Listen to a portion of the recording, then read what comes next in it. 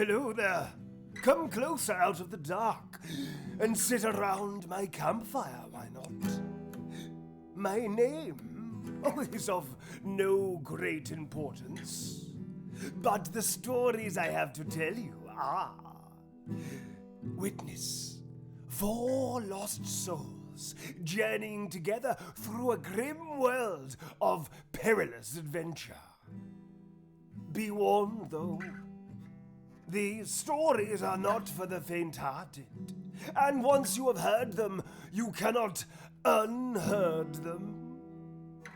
Bear witness to the Vagabond Chronicles.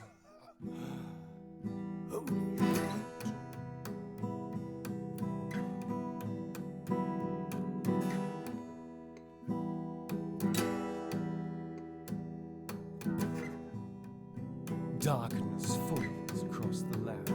The midnight hour is close at hand. Creatures crawl in search of blood to terrorize your neighborhood. And whosoever shall be found without the soul for getting down must stand and face the hounds of hell and rot inside a corpse's shell. The demons squeal in sheer delight. It's you they spy, so plump, so right.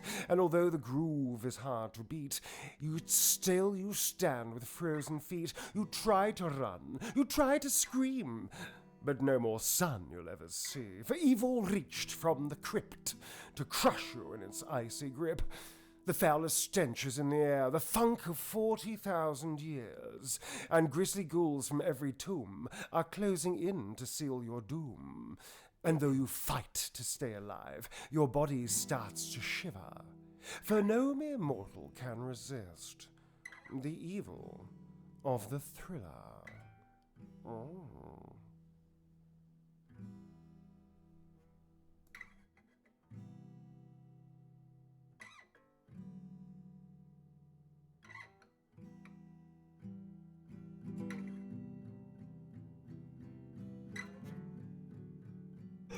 Happy Halloween! Hi, everybody. Hello there. Happy joy. Joy, boy. Hi, everybody. Welcome to Halloween late belated special of Vagabond Chronicles. Very quickly, can anybody hear us? Sorry. Everybody or anybody? Just anyone. I can hear you. I hope someone can hear us. Yeah, I'm pretty sure it's like. Just reference, because there was some hubbub amongst the Vagabonds just now. That was a Kenneth Williams impression badly, as opposed to me doing a Starion from Baldur's Gate 3. That was Kenneth Williams. Kenneth Williams is an amazing British wit, sadly passed some years ago, but a brilliant man. A very weird, strange, interesting actor, and totally watchable. Anybody in reference to the Carry On films, which aren't necessarily PC these days, are about 40 years old, 50 years old. However, there were some amazing icons in them, so check it out. Well, hang on a second. I have a question, because I haven't played Baldur's Gate 3 yet. Does Astarion sound like that? No, Astarion doesn't sound quite like that. Astarion is my heightened RP. I see. Heightened RP. He's heightened RP. So he talks like this. You have a deliciously long neck, darling. Like that. That's Kenneth Williams, right? It's not Kenneth Williams. Kenneth Williams. But you say, Kenneth Williams is like that. Which I didn't go full Kenneth Williams for Storyteller, because obviously... Can you copyright a voice? I'm not sure if you can or not. Too late for that, I guess. So yeah, but we sort of like Paging Angela. Angela Merkel. She's hardcore. No, we're good. She's hardcore Chaos Crew. She's down with it. She's cool. By the way, I did see her at a recent press conference. She's wearing a Ziggy t-shirt. I'm just saying. Yeah! Ziggy fan for the win. Well, she's Team Ziggy. Yeah, Team Ziggy. Thank you, I noticed some other people on Twitter have been Team Bondo, so I'm quite pleased. Okay, so when you get a G7 summit member, then we'll talk, Jim. Okay. Once you get a head of state, we'll talk about that. Macron. Come on. You know what? I reckon Macron is... Macron. Sorry, Macron? No, Macron is... Macaroni. I can't... Man, I'm so terrible. Macron. He's Macron, French. that's it. Macron. Yeah. I reckon he is a Bondo fan, man. Yeah. Think about it. Just take a moment of silence of dead air to think about it. Team Bondo. Yeah, man. Yeah. All right, so anyway, back to what we do. We're live. Okay. Hi, everybody. Hi. Happy Halloween. I hope you had Never getting those 5 minutes of your life back. ever. If you read the small print, we can't refund you. We don't do refunds of your life. We just can't do that. That's not a part of the thing. I just want to say huge thank you as always to our mod Yogo. Thank you to them. Hey, Yogo. Hello, Yogo. Hey, Yogo. Sup, Yogo? So we need to get Yogo some theme music. We got theme music. We should get Yogo some theme music. Yeah, we'll put a pin in that. Let's go back to that. All right, so thank you for the gifts. Thank you very much. Already started, thank you. Just want to say hi to the community from all of us. We hope you had a safe, happy Halloween. I know it was a weird one, this one, folks. So I really hope you enjoyed whatever you did. It's good to make effort. I had a ghoulishly good time, even though I was stuck at home. I hope you did too. So let's go around and introduce the stars of the show. The stars of the show this week, guest starring, and always starring, the Vagabond boys. See, I can't say heroes, it just doesn't work. So the Vagabond lads. Boys. Vagabond boys. The Vagabond lads. We're going to start in, this is Warhammer, but we'll get to that later. Let's start with just going around the room, around the table, with our pal, our good friend, Teddy Wheatpasture, who's played by... It's a Q. Speak. Oh, look, Pete. It's Pete playing Teddy Whitcastle. There we go. You just stop it. Fucking Nailed it. seamless. Nailed it. Hello. Nailed it. Beautiful. It was so smooth. That was I was building up the anticipation. You know? Right? Where are we at? Yes, I'm Pete. I'm playing Teddy. I'm a halfling thief who's an expert in avoiding dangerous situations. Every week you don't disappoint by coming up with another term for Coward. coward. Yeah, exactly. Every week it's like a whole other. I reckon you spend time on this because it sounds like it's fucking rehearsed. Pete. I'm just putting it out there, man. Not I that that's thought a we problem. agreed we wouldn't rehearse. I thought I might have a it was list. a gentleman's agreement that none of us would do any preparation. Exactly. This is supposed to be Yeah. completely off the cuff, so well done. But that's appreciated. Sorry, Peter. Sorry, Pete. That's absolutely fine. Yes, so halfling thief. Danger avoider. Danger mysterious avoider. pass. Executive shadow slipper. There you go. There's a new one. Ooh, I like that one. You like that one? That was me. That's you. So you're the party's rogue. Not that you're in any way sure a caricature of a rogue. That halfling thieves. I mean, that could be completely random. You went for the dexterity. It's all max. mysterious. It's all mysterious. You'll never know. Yeah, I know exactly. So thank You know, obviously. But... Obviously, I know everything. I can see the heroes when they go to the toilet. It's just I have to just deal with that. So thank you very much, Pete. On to next is the young teenager of the day of the hour. Cometh the teenager, cometh the little stubble. Let's that not comes finish from... that. No, I'm not going to. It's our friend and fan favorite Siegfried. I always forget Zygmunt, isn't it? Siegfried. Oh, Siegfried. Wow. Is it Okay. Siegfried? Yeah, Siegfried. it is. Yeah, right. Ziggy to his pals there, so that's fine. As played Nobody's by funny. as played by our in-resident doctor, Dr. Steve, or doctoring of which we're not sure. Could be pet doctor. Not sure. I don't know. You've been following my advice all these years. So that was rather rash of you. Yeah. Hello. Hi everyone. I'm Steve. I am playing Siegfried Hauptmann. Not Colonel. I've just promoted him. Corporal Siegfried Hauptmann. One day he'll be a colonel. He is not a coward. He is a boy, really, a stubbly, barely Smelly two-puberted boy. He is. They haven't invented Axe spray, so he. He really would totally have smells. axe spray. But he's finding his way in the world, and his shtick is that he wants one day to have a great deal of pathos and humanity associated with him, but just at the moment he's just a little bit horny. And that's about it, really. He's a teenager, fair enough. Yeah. I think it's safe grounds and territory. I think we're totally fine to do that, Yep. Dr. Steve. Play what you know. That's what There they you say. know, man. There you know. That's just the equivalent of being like, I want to be deep, but right now I'm just too horny to be deep. So, So does he write like angst poetry and then just gets real distracted halfway through when he starts talking about, I don't know, like soft white, I don't know, whatever he gets distracted by, but Does he write bad poetry? The inquiring He mind. does, So he I'm does, asking but for a friend. But when he writes the letter M, he thinks it looks a bit like a pair of boobs and has to go and help himself out. So Wow. yeah, Wow. yeah. He doesn't get an awful lot of poetry written. He really doesn't, does he? I also like the fact that he finds the time in between the adventures to somehow elope alone to do that. Like, how does that work with all the... you know what? Don't ask. Let's just find out in the roleplay. Make it a thing. Don't make it a thing. So next up is the only human to tread the old world with that kind of sense of style and somehow pull it off every week. It's our boy Radigan. What's up, Hedge Wizard? As played by... What's up, Hedge Wizard? What's up, Hedgie? What's up, Hedge? Hedgie? I may have had too much chocolate already. Hi, this is played by, of course, by... Tom. Yeah. Tom. I like the way you're just feeding us in and then just kind of like feeding us in by pushing us over a cliff. Or under the bus is how I like to think of it.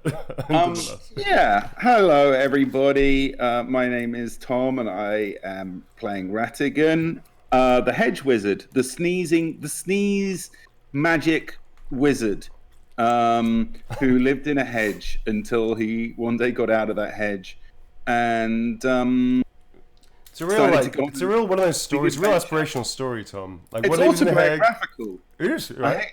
Yeah, this is I've been holding this back, guys, but I grew up in a hedge. I'm not proud of it, but be proud of it. Who Tom. laughed? Who sniggered? I am proud of that. Be proud of who you are, man. I'm proud now because someone laughed. Yeah, right. I'm proud of my hedge. What are you, Tom? The question is almost human. What's the almost part? Well, that's one of the mysteries of Ratigan. Is he all human? Maybe not. Maybe there is something else going on with him that we don't really know yet, and maybe he doesn't really know yet. Mm-hmm. And but I like the idea that there is definitely more to him than just a country bumpkin who can sneeze magic. Dig it. All right. We're gonna get there. Anyway, he has two very cool ferrets. Noodle and Mr. Spitch. Indeed. I'm really glad you've embraced the Mr. By the way, I appreciate that, Tom. I haven't told you. I feel like it's growing on you, right? It's growing on me, and I respect our listeners and their choices. Is it too weird for me to like offer up that you should put him in a tiny, tiny little like bowler hat? It would go with the Mr.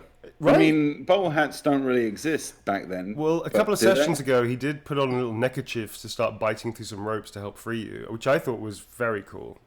Even though I said it. Even though it was came from me. I thought it was pretty cool. I think getting the ferrets in outfits is definitely on the card. That's on the cards. I think we can all... If you got fucking war penguins in this fucking thing, then your ferret's going to be dressing up soon. I think we can all agree that's going to happen. Yeah. All right, well, thanks very much, Tom. And lastly, but never leastly, never a dull moment, we have our gnomish Swiss Army knife, Bondo the Magnificent. That stunned you all, didn't it? Played by. Is he? He's gone, isn't he? He's gone. No, sorry. He's got big to red get light on the headset. It's called mute. Silly me. Yes, good evening, everybody. I am Jim, and I am playing Bondo, our resident gnome, with aspirations of engineering, and he has a mysterious past, not least to him. He has no clue his own background. He got a swift kick to the head, and well, I think so. Some sort of cranial injury, which is it's horseshoe shaped. We know that much, but it's basically on the back of his head, hidden by a tentative mullet. And he's also just get the idea of a mullet. That's right. A glorious billowing mullet. Where every time the wind shifts, everybody just goes, "Wow, look at that hair." So they don't do that, but they could. Well, do they that. do, but they sort of go, "Look at that hair." Ooh. Oh. Yeah. Apologies to anybody listening with a mullet, but they're going to come back. Don't worry about it. They are coming back. Everything does. Everything does. It's all cyclic. Yeah, that's right. It's all cyclic, man. So yeah, these are our players. I think we did it. Somehow we got through this in 15 minutes. Did it. Holy shit! Wow. We're gonna do community. Oh yeah. Okay. Hang on a second. Community news with Thomas DeVille. I'm actually blown away by that. That's got really good now. It's got good. Can we turn that into a sting? I feel like I should put my glasses on and like shuffle some papers. You can actually. I'll shuffle some paper in the back. I got paper. Hang on a sec. All right. There you go. Good evening. Good evening. Here is the community news. Firstly, thank you so much to everyone who has been buying merch. It looks amazing. The merch is all officially awesome, and it looks awesome on everyone. And we've been retweeting stuff, and at some point we're going to share stuff on Instagram. And yeah, it looks great. So thank you so much. We've all got stuff on order. Jim has already shown off his. And it's good to see Bondo representing. Indeed. So yeah, thank you for that. Secondly, fan art again, as per usual. Amazing contributions. Engel Schwert did sort of an awesome image where the heroes look like they're kind of the crap Avengers or something like that. I didn't see that. I had to see that. Is it the one where they're all like splayed out, like one on like in that like diamond shape or something? Yeah. Oh, I did see it. It was amazing. Yeah.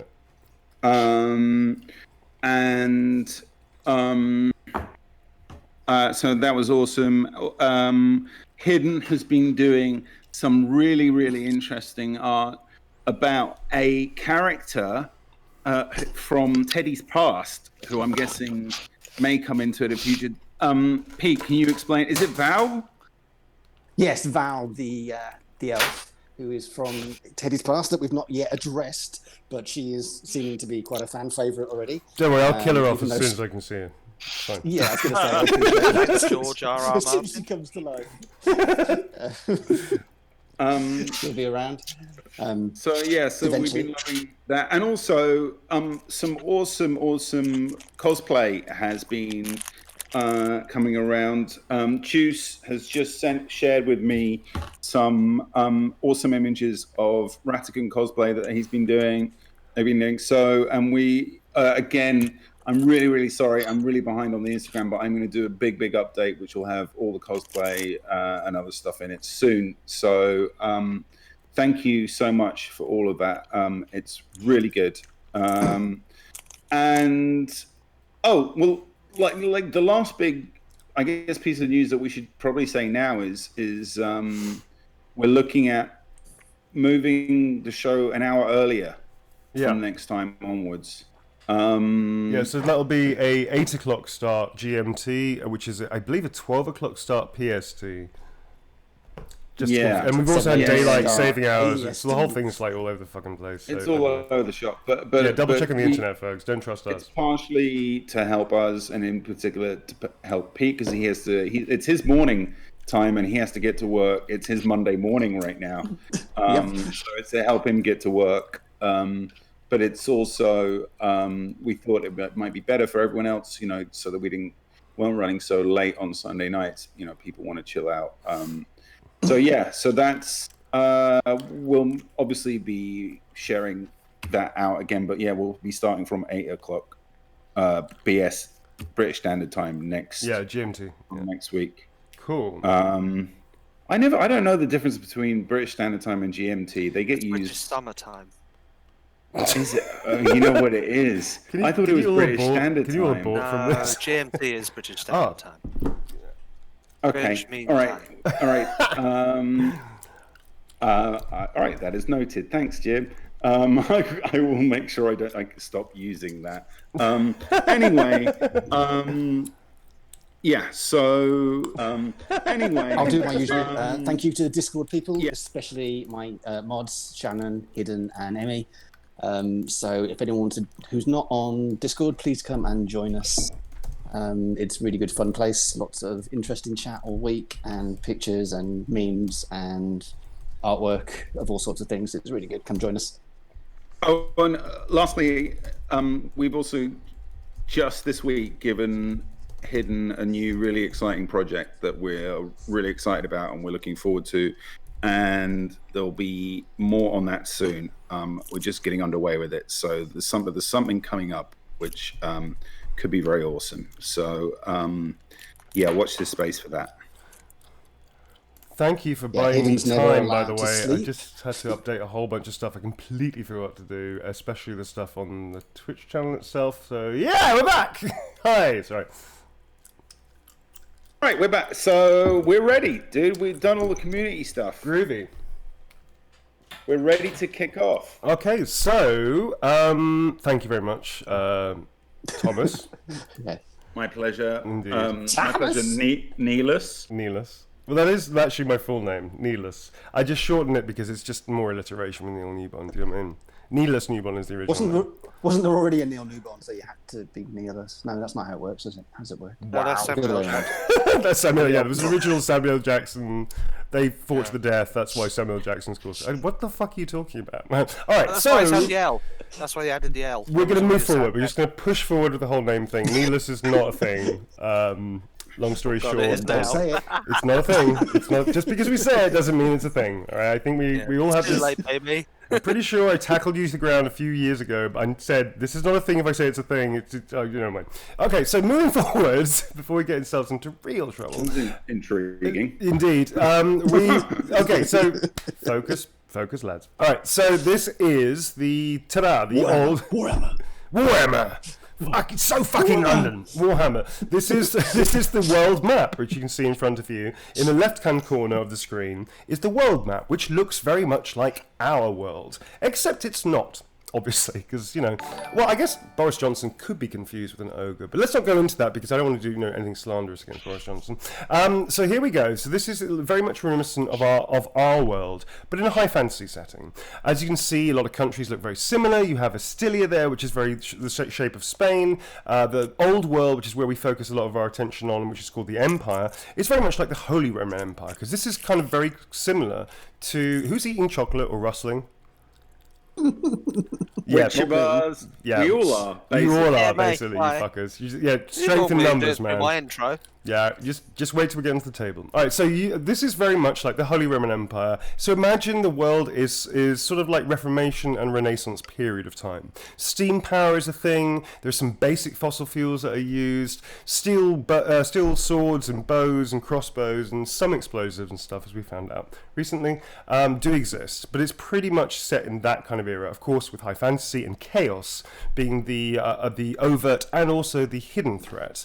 Of the world. Magic is a thing, but it's quite limited. Unlike D&D, which is like crazy magical and there's magical items everywhere and whatnot, there's not a huge amount of magic and it's generally feared. So that's where we're at. A grim world of perilous adventure indeed. May I invite our lads to the table? Would you like to come to the table? Come to the... Was that going to freak you out? I've invited you this week. Not because I'm inviting you into the jaws of doom or anything, but just come along. Bam! You went a bit David Bowie then. I went a little bit David Bowie. Wait till I get a character speaking like this. It'll be most frustrating for you. All right, so here we are back at the table. More like Danny the Dealer. Indeed. That's why I turn up every 2 weeks. Indeed. So here we Because have. I haven't got frustration in my life. So here we have our four heroes. We have Ratty over here. This is the young, beautiful Ziggy.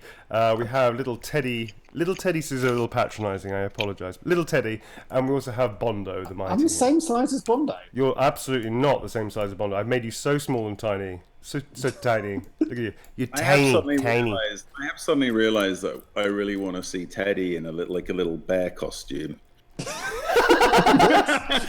You're talking to the right Gehemisnaster, Tom. You're talking to the right Gehemisnaster. I can make that happen. Let my people talk to your people. We'll work something out. All right. So last time, you defeated a halfling who was walking around like a red dragon. Only, of course, it wasn't. It was a illusionist cannibal halfling who also seemingly killed himself as opposed to being captured by you lot. Like good heroes, you ransacked absolutely fucking everything of any value whatsoever, which was very little, and you sort of jumped the creatures back into the pot, I guess, as a sense of irony. You're not eating him, right? That'd be weird.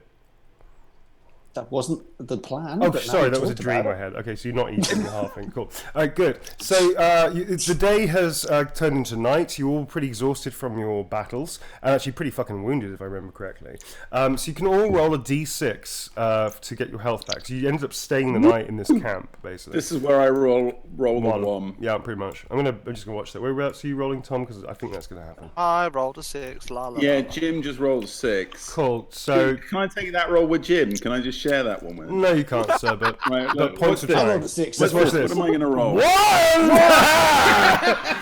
Who says this game is rigged? Talk about the force is fucking strong with this lot, huh? That was a D3. That was not a D3. This is a D6, Duddy. This is a D6. It's a D6. It's a I just rolled a D6. 6 on it, so I think so. Wow. I rolled a Okay. 6 as well. Yeah, you rolled a 6 as well, just because it needed that. It needed that little boof of everybody rolled a 6, but Tom, because we said it was so. The force is strong with this lot. Okay, so Tom, you get one back. Bandage him, it's fine. You can bandage him for an extra. Yeah, that's fine. I can also. I'm going to cast. I'm going to cast heal petty wounds as well because it's ridiculous. I'm on one wound. I need more. I need more than You 2 need a bit of wounds. love. Okay, so you also get your magic points back. So take your magic points and then take one off for the spell. So I get 4 magic points, right? You get So 4 magic points, for resting for that many hours. Because you all slept a good night's sleep. And I'm going to take 2 off. I'm going to take 2 off for heal petty. Cool. As well, so I'm up to 6. So anybody not familiar, this is indeed Warhammer Fantasy Roleplay, 1st edition, because we're that fucking old. No, seriously, I actually prefer it. I think it's one of the most interesting and robust and actually malleable rule sets for Warhammer. It's a percentile-based game, so movement, weapon skill, ballistic skill, all these things are either out of 10, movements out of 10, for instance. Like a horse is like a 6, a wolf is like 9, a human is usually 3 or 4, for instance. Whereas weapon skill is out of percentage. So out of 100, you can a good weapon skill, somebody that's pretty handy with a sword will be out 40. You roll these 2D dice, these units and tens, to roll equal to or under, depending on if you get bonuses. Over here, we get critical hits and critical failures, which we'll get to as they happen, because critical failures happen statistically more often than they should in this game. So we'll get to that when we get to that. But fun things happen. So firstly, folks, if you want to get your D6s back, so you've got 6 wounds, and you should put your magic points back as well, because you're a magic user. Can I just ask, is heal petty, is that a D3? That is indeed a D3. So if you really want me to watch that, I trust you implicitly, Tom. I don't know why, but I do. So you get back 3 wounds. That's a Hey, another 3. So kudos to roleplay. I'm up to 5, which is... That's good. That's healthy. That's pretty good. Yeah. All right. So, lastly, obviously, we did quite a lot of adventuring, and boy, was a good time had by all, including that fate point that Sad Neil ate. Sad Neil's now eating all the fate points. That's the thing now. And we have a little rabbit over there as well. If you don't know what I'm talking about, check out the YouTube channel for the past episodes. By now, it's a good 12 or 13 hours, folks. I'm not going to lie to you. You got to commit. But if you want to be hardcore Chaos Crew, especially Vagabond Crew, it's worth it. I feel it's worth it. So it's a good thing. All our new listeners just left. 13 fucking hours. Fuck it. Yeah. So it's where you can actually, there's a trick. You can actually listen to it on your phone and click the screen off, and you can still listen to it kind of like a radio show, which is kind of fun. So do check it out and tell your friends, because we don't do any advertisement. We only exist on word of mouth, and we really appreciate it if you want to. Anybody that's like fringe geek, that's sort of like closet geek, that's not entirely sure if they're geek, but they're curious about the geekness, you totally bring them along, and we'll definitely. Are we sort of gateway geek then? We're gateway geeks. This is a gateway geek thing. No, this is hardcore geekery. I was going to say, I think we're more like the sort of the crack. We like crack geek. Yeah, crystal meth geek. That's right. We're basically crack geeks. So yeah, we don't do any advertisement. We don't do any advertisement. We really rely on, and that's kind of what we want to create a Chaos Crew that's sort of grassroots, because I think it's better that way. Can I ask a question of the day? Yeah. Did I hallucinate? But was there a sailor outfit in last? There was a sailor outfit, which Bondo. I'm just looking at this picture in the hut here, and there's a sailor outfit drawn, and I can see it's a sailor outfit. Yeah. And I think we established that it was because you were looking at your cologne shelf at the same time. It's a Jean-Paul Gaultier sailor outfit. That's what it is. Yes. Yeah. So, which I think it's Bondo size as well. So look forward to that, folks. The beach episode is coming, right? Indeed. Ziggy in a mankini. I think there'll also be a musical. I think there's going to be one episode of a musical episode. I don't know if I can promise that, but I'm pretty sure I'm going to try and push for it. I am not doing HMS Pinafore again. All right. You're the very model of a modern Major General. Oh my God! Yes, that's now totally, completely. Okay, so we're going to do a musical episode at some point, folks. That may be the first time that we actually try and rehearse something. We're not going to break into the majesty of song all the time, but it might be a thing. Wow, thank you very much, Vagabonds. All right, cool. So I have to do it in Patrick Stewart's voice, though. You will have to do it in Patrick Stewart's voice. Nice. All right, so yeah, musical episode coming your way. Poor Frankie, right? Oh yeah, Frankie's back. Frankie's back. Frankie never left, baby. Frankie never left. All right, so you also get 100. Died horribly, crushed under the wheels. You don't know that. You didn't see that. You just saw a big dust storm of like the crash. You don't know what happened, Frankie. Frankie could be fine, man. Frankie's great. He could know where your crossbow is. Yeah, indeed. Like, listen, just get on with the adventure. Like, just don't worry about Frankie, right? Let me worry about Frankie. So just for everyone keeping score, Vandor definitely dead. Frankie maybe alive. Yes. Frankie, Neil's creation. Neil's attempt at going viral may still be alive. The actual thing that went viral, dead. Okay, this is Vandor. And Vandor may be a permanent fixture, like said Neil. Just so we can remember that Vandor's dead, baby. He's in a box. He's in a box. Vandor has actually become like a sort of minor god that hangs over us at all times. He's like the god of heck, like annoying things that happen. That's a Vandor. Like actually, whenever I roll a terrible dice roll, that's Vandor's fault. It's Vandor's so that one earlier. So in the third movie, we'll do the Vagabonds 3, the search for Vandor, and then we'll bring him back to life by blasting him into a dead planet. Weapon. Right. Yeah. Okay, cool. So moving forward, you also get 100 experience points from last session because it was so much fun, and I giggled like a small child. I need to take me in advance because Papa needs some new stats. All right, so anybody that's interested on the Discord channel, which if Yogo can be awesome, they can put up the Discord link. We do actually have the character sheets, which we do need to update, lads. For the crew. That's a good idea. And they will show you all the stats and all the skills and all the trappings that our boys have. Just in case you're curious, and it might help you with the mechanics of the game. So so they've got stats, they've got advances which they take. Careers are kind of like levels, but it doesn't work like a leveling system where they automatically just get stronger. We kind of also push for like a narrative thing, so it might make sense, and these lads are pretty cool about that. That was like an in-house rule, kind of. So what do you want to take, folks? I'm going to take... I've got a +5 I can take to weapon skill, so I'm going to take that. Okay. So, which puts my weapon skill up to 43. Nice. Like, for a wizard, I'm pretty handy. You're pretty handy, handy. You're just a big lud, really, aren't you? I'm kind of a... strong, aren't you? Yeah, Ratty's got some warrior skills in him. Bam. As well. That's pretty cool. All right. Well, so how about you, Ziggy? Well, I'm torn, I have to be honest. I was going to take ballistic skill, but then I thought that's a coward's way, and so I decided I was going to take... Teddy. That's a Teddy thing to do. Yeah, okay. Yeah, so instead I'm going to take Fellowship, but rather than being a generic improvement in Fellowship, I'm going to have learned how to whistle, which is charming. So you have like a Muppets-esque charming whistle now? So I'm still a buffoon, but yeah, I'm like exactly. I can whistle all the Ennio Morricone tunes and stuff like that, which people think is quite cool. So yeah, that's what watching Mandalorian again at this stage. I have. That film. Oh man. Nice. No spoilers. All right, cool. Yeah, no spoilers. All right, cool. Still so good. you could now have like sweet whistle. You can specialist whistle sweet melody. Yeah. There you go. All right, cool. So I've actually got a Fellowship of 47. You I'm are pretty quite dashing. You are. I mean, the only sound cursed. You're cursed with doing cool shit that nobody sees. That's like the having curse. bum fluff. That's the other one. Yeah, a little bit of bum fluff on the upper lip. On his top lip. That's indeed right. Listen, I sported one of those moustaches when I was 14. I think I got away with it. No one gets away with it. No, I was basically a Wookiee, so I had full facial hair. You basically were a Donald's Wookiee. hairline from about 12. Nice. Wow. Deeply masculine.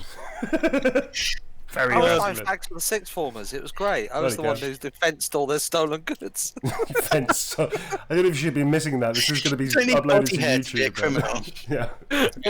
All right. So moving forward, before we get ourselves into real trouble again, this is Teddy Wheatpaster. What are you taking, Teddy? What's going on? I'm going to take another wound, which takes me up to 6. Oh, so don't do that. It's really fun very- to see you battered around like a little like sock toy, you know.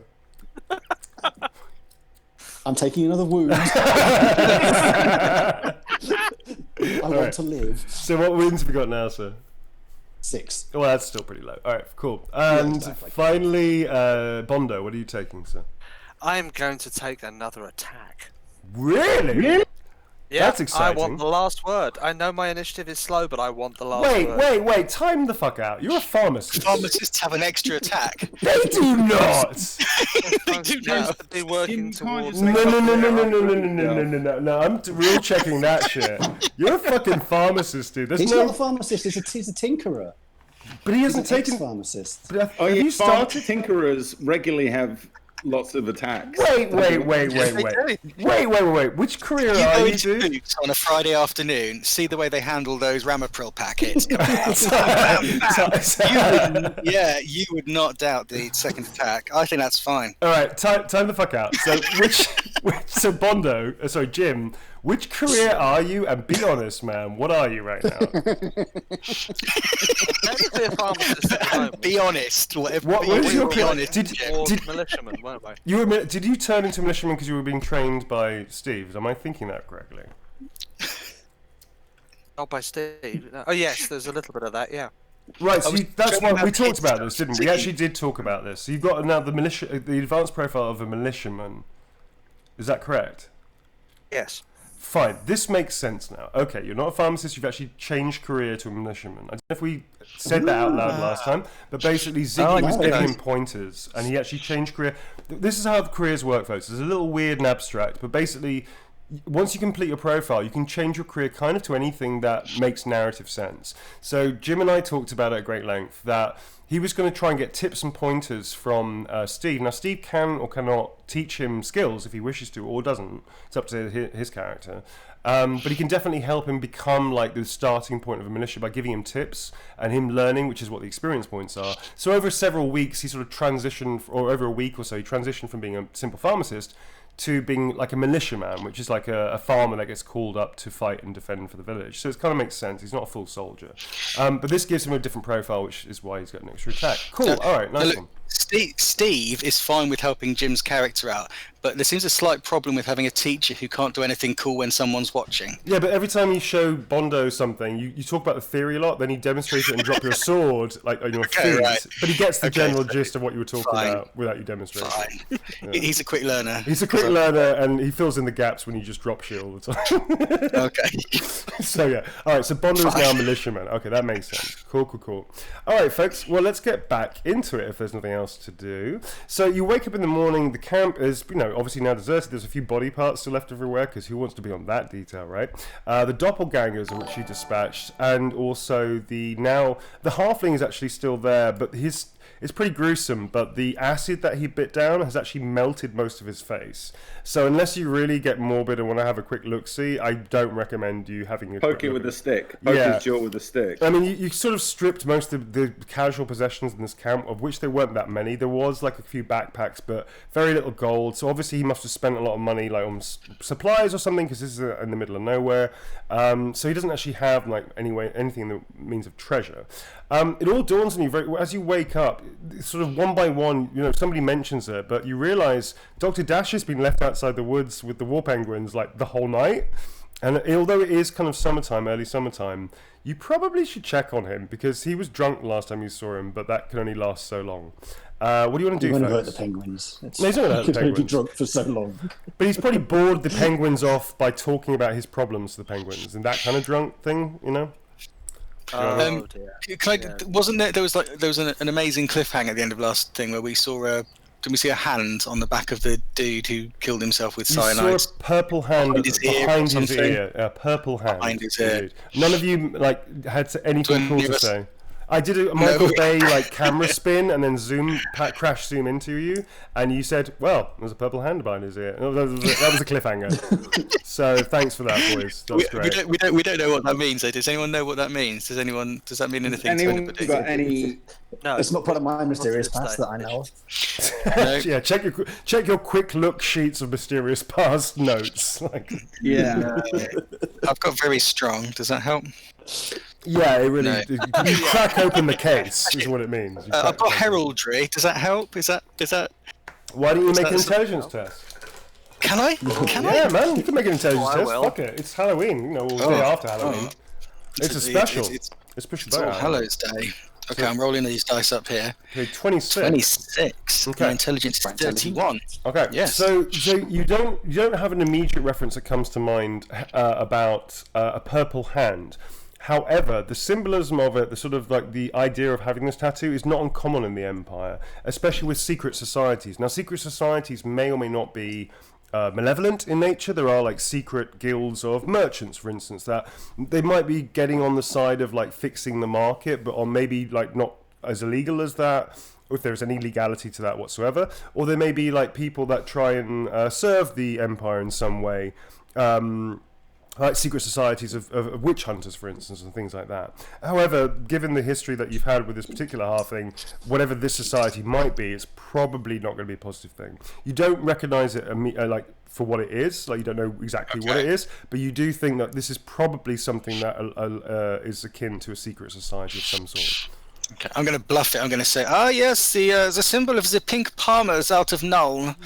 Bad business. I should probably interject.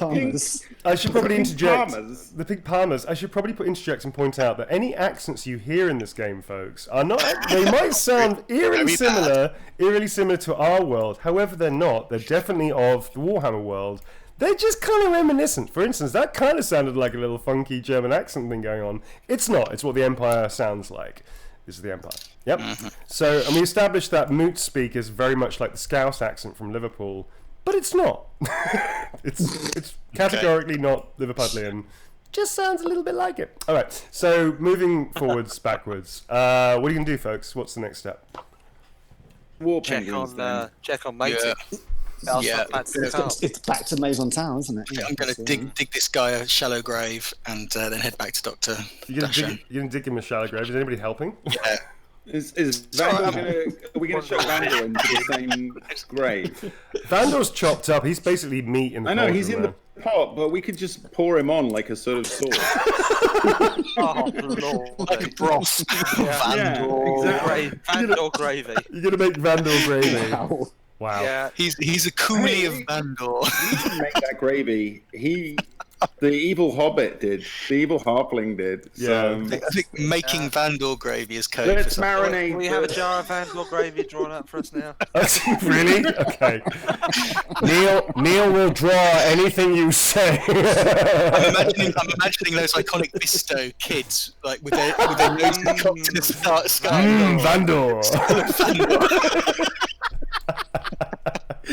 And I think our achievement for the week of descending into childlike laughter is done. So well done, everybody. Yeah, we aced that one. Yeah, we aced that one. All right, cool. So I'm gonna just get rid of some of this stuff over here. So I'm gonna have to put Vandal gravy somewhere else later because, quite frankly, we want to try and get to the meat of the adventure. Sorry, that was not intentional. That was not intentional. Sorry. God. But thank you, Tom, for activating the wah machine. That's great that we have the budget for that. Okay, all right. So you dig a shallow grave, and then you pour Vandal into. This is a shallow grave here, and then this is the action of the pot being like spilling. I put a little hand there so you know what it is. There's a little hand. Sorry, it's terrible. That's a hand? I guess it looks like a twig, really. All right, I'll draw a little proper hand. There you go.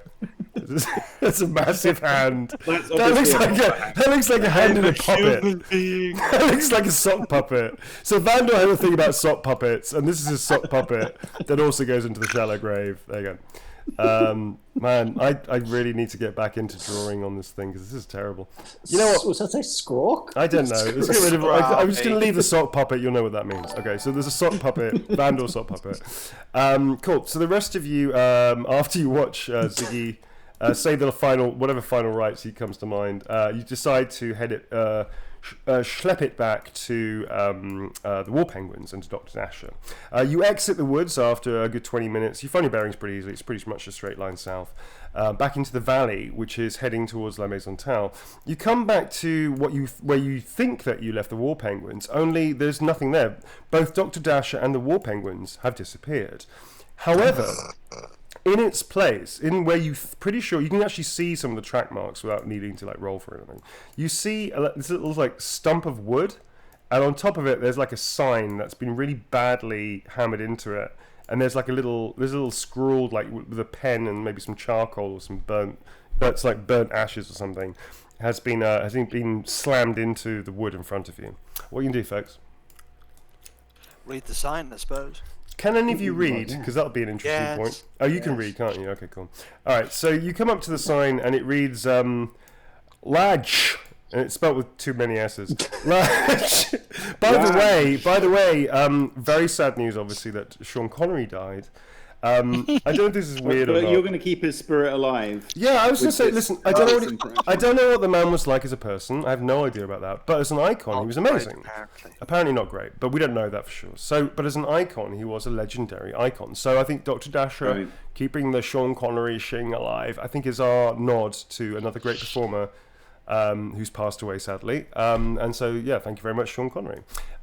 This is not Sean Connery's accent, but it sounds a little bit go on, do it then. Lodge, I woke up in a stupor, with too many S's and too many C's and H's. Love it. Have decided to take the Penguins on. This is a very big message, by the way. It's like fucking massive, it's like enormous. Yeah. In fact, you're pretty sure it's like where the shield on the side of the sleigh that you came on. It's like written like this. Decided to go on to the Slaughtered Lamb, a pub further up the valley. We'll meet you there. Bring booze. And then it just tails off at that point. And you can see the track marks. He's going to a pub and wants us to bring booze? Yeah, but you remember that he did mention there is a tavern sort of halfway between here and La Maison Tal, and he wasn't sure whether he could make it in one day, but if he got too late, then you could always pitch over this tavern. It's a way tavern, so it's geared up for people that are moving through the valley. So obviously he's gone there. He's probably got an enormous hangover that he's just desperate to get rid of. So, and also seems like a bit of a dick for not waiting. But there you go. So you're going to have to schlepp it, which means going to take you a good. It's like late morning now, so you're probably going to get there like late afternoon, possibly early evening, depending on how slow you go, really. I shall sort of give you a macro map of where you are. So here you're currently this is the valley, which is a good 100 miles, good 40 or 50 miles long, wide, sorry. It's pretty fucking enormous. And this was the river that goes up. Here is the woods that you come from, so that's where you were. And here is this escarpment that goes up that sort of bisects the valley in half. And the tavern is around here-ish, and La Maison Tal is over here. So LM is La Maison Tal. And then the valley opens up even wider into this. So the river kind of follows up, goes through La Maison Tal, and then carries on. So that's sort of what it looks like, folks, if you can see it. And that's the woods here. And it's all road, right? Alongside the river. Not really. It's kind of beaten, it's basically like a plain. So it's kind of it's easily traversable. It's very short grass. It's naturally short grass. So it's not difficult to get up there, and it's not muddy. It's summer. It's early summer. So it's not difficult to get through basically. Actually, it's a bit later than you think. Actually, you don't know what time it is. So unless anybody has orientation, it's actually later than you think. I'm just telling you that out of game. So it's a little bit later than you think it is. You slept a long time. Yeah. What are you going to do? What's your plan? I think we're going to head to the digging that grave and making that gravy took some time for sure. Indeed. It's only a shallot grave. more like a latrine than a grave. Oh my god! All right, so leaving behind the wood of woeful memories, you decide. Bye, gravy, Bandor. It's all gravy, baby. Gravy, baby. So you decide to push on. I'm suddenly hungry.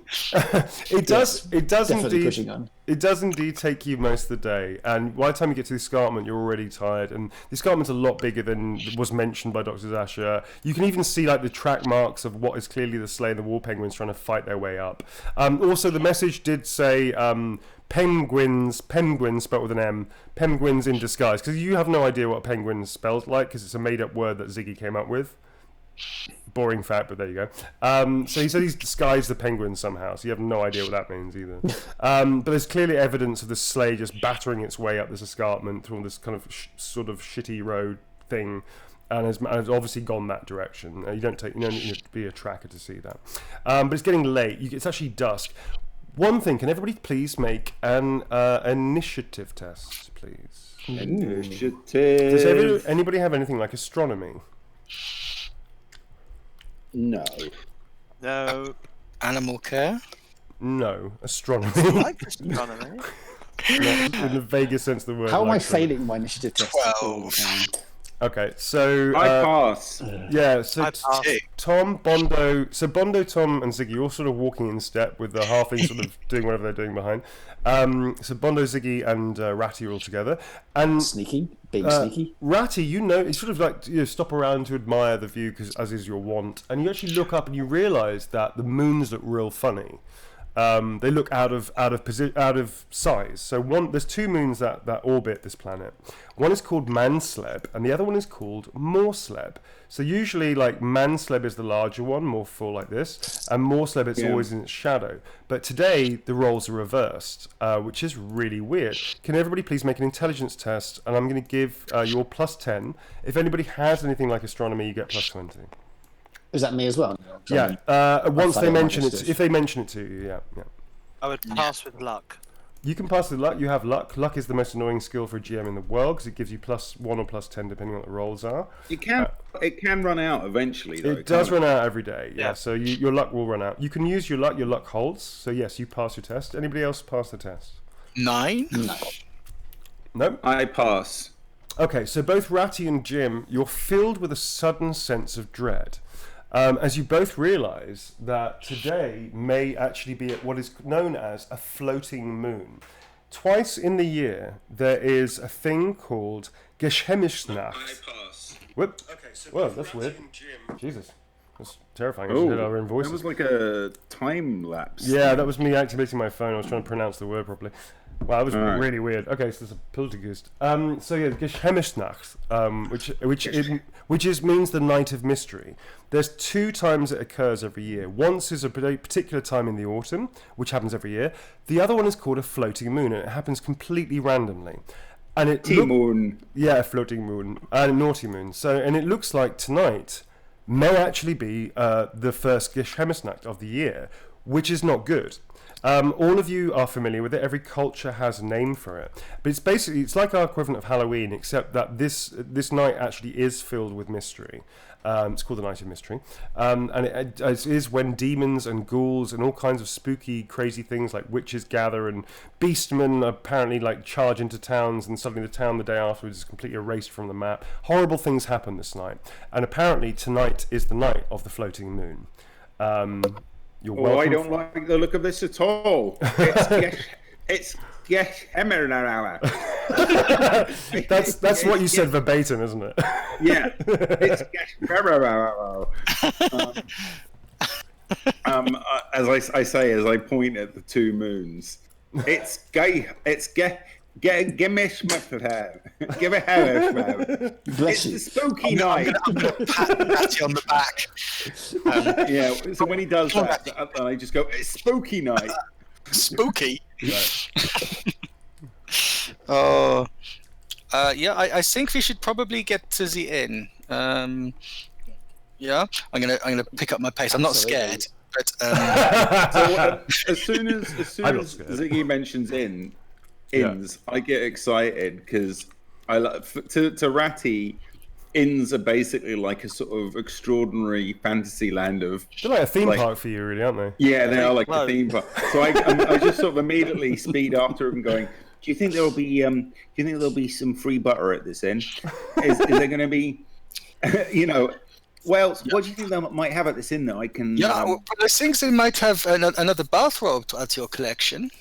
At that point, I just stop dead and just kind of look a bit emotional. This is the best thing that's happened to me since I met you guys. I met you lot like 2 weeks ago. We're finally going to an inn together. But there was a time when I killed that woman. I chopped her hand. Oh, forget it. All right.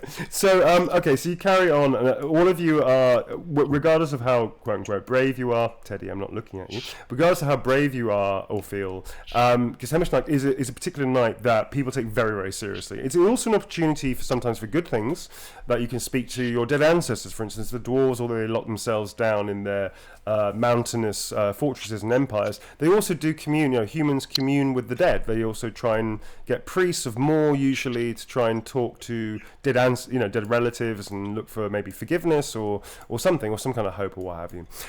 You carry on walking pretty rapidly now. You're picking up the pace, even though all of you are quite tired, especially because Teddy hasn't had his second breakfast. Second breakfast. Well, you made the gravy. I could have made breakfast with that. Oh, you made breakfast. You didn't have your second breakfast.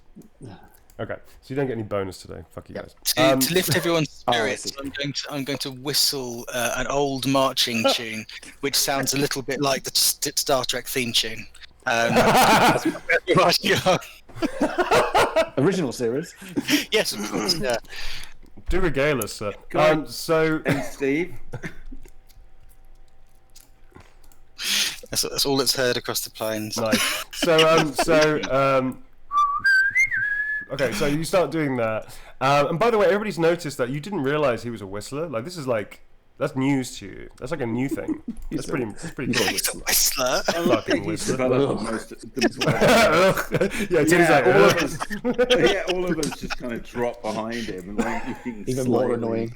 Alright, so Ziggy's now definitely the lead. All of you are sort of hanging back like annoyed children with their parents talking about how cool they are and they're still hip and whatnot because they were, in the 60s or something.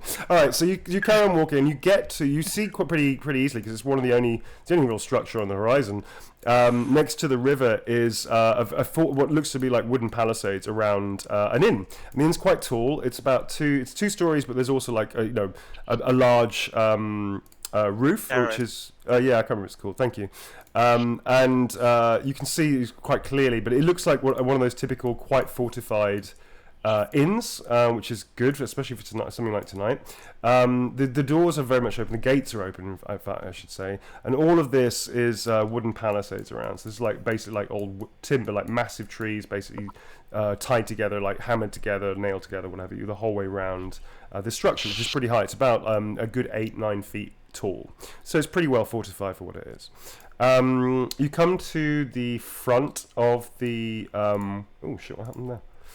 You come to... Oh, Jesus. Sorry, I'm just clicking things at random. It's not doing too well. Okay, so... Go away.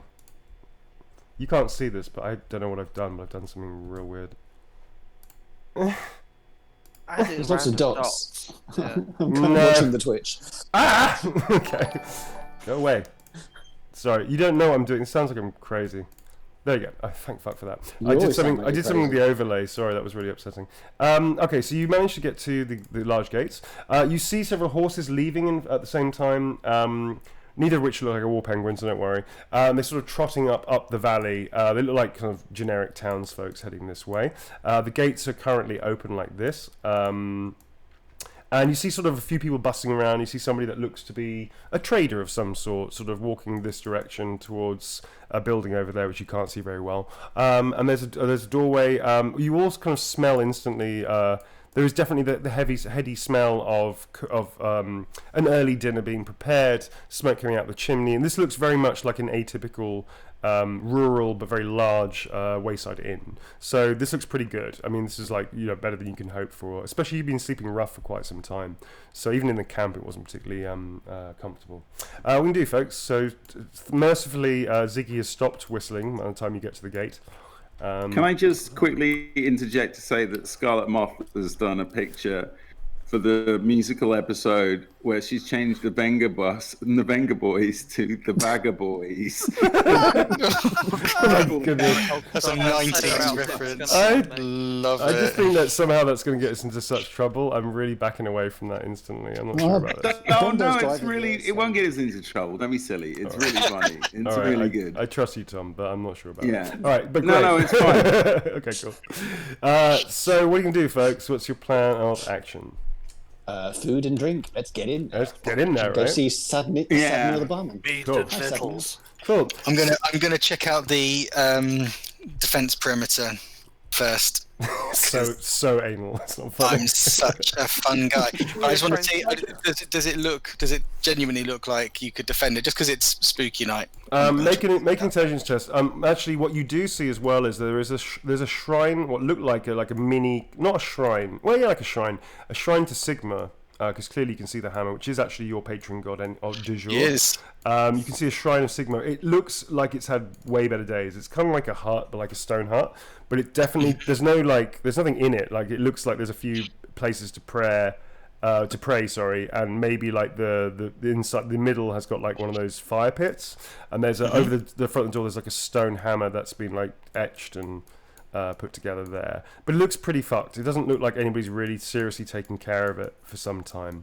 You can make an intelligence test about the fortifications of this place if you want as well. I did, and I got 30, which is just a pass. So it's 31 is my intelligence. Yeah, this place looks pretty sturdy actually. It looks like it's older than it might seem. Which means it's probably very well kept. So once the gates are closed, it would take a fair amount of stuff to Are they like ramparts, or sort is it just a of. fence? There's a couple of like corner areas here. So if I can just get to what I'm trying to do right now. Annoying as hell.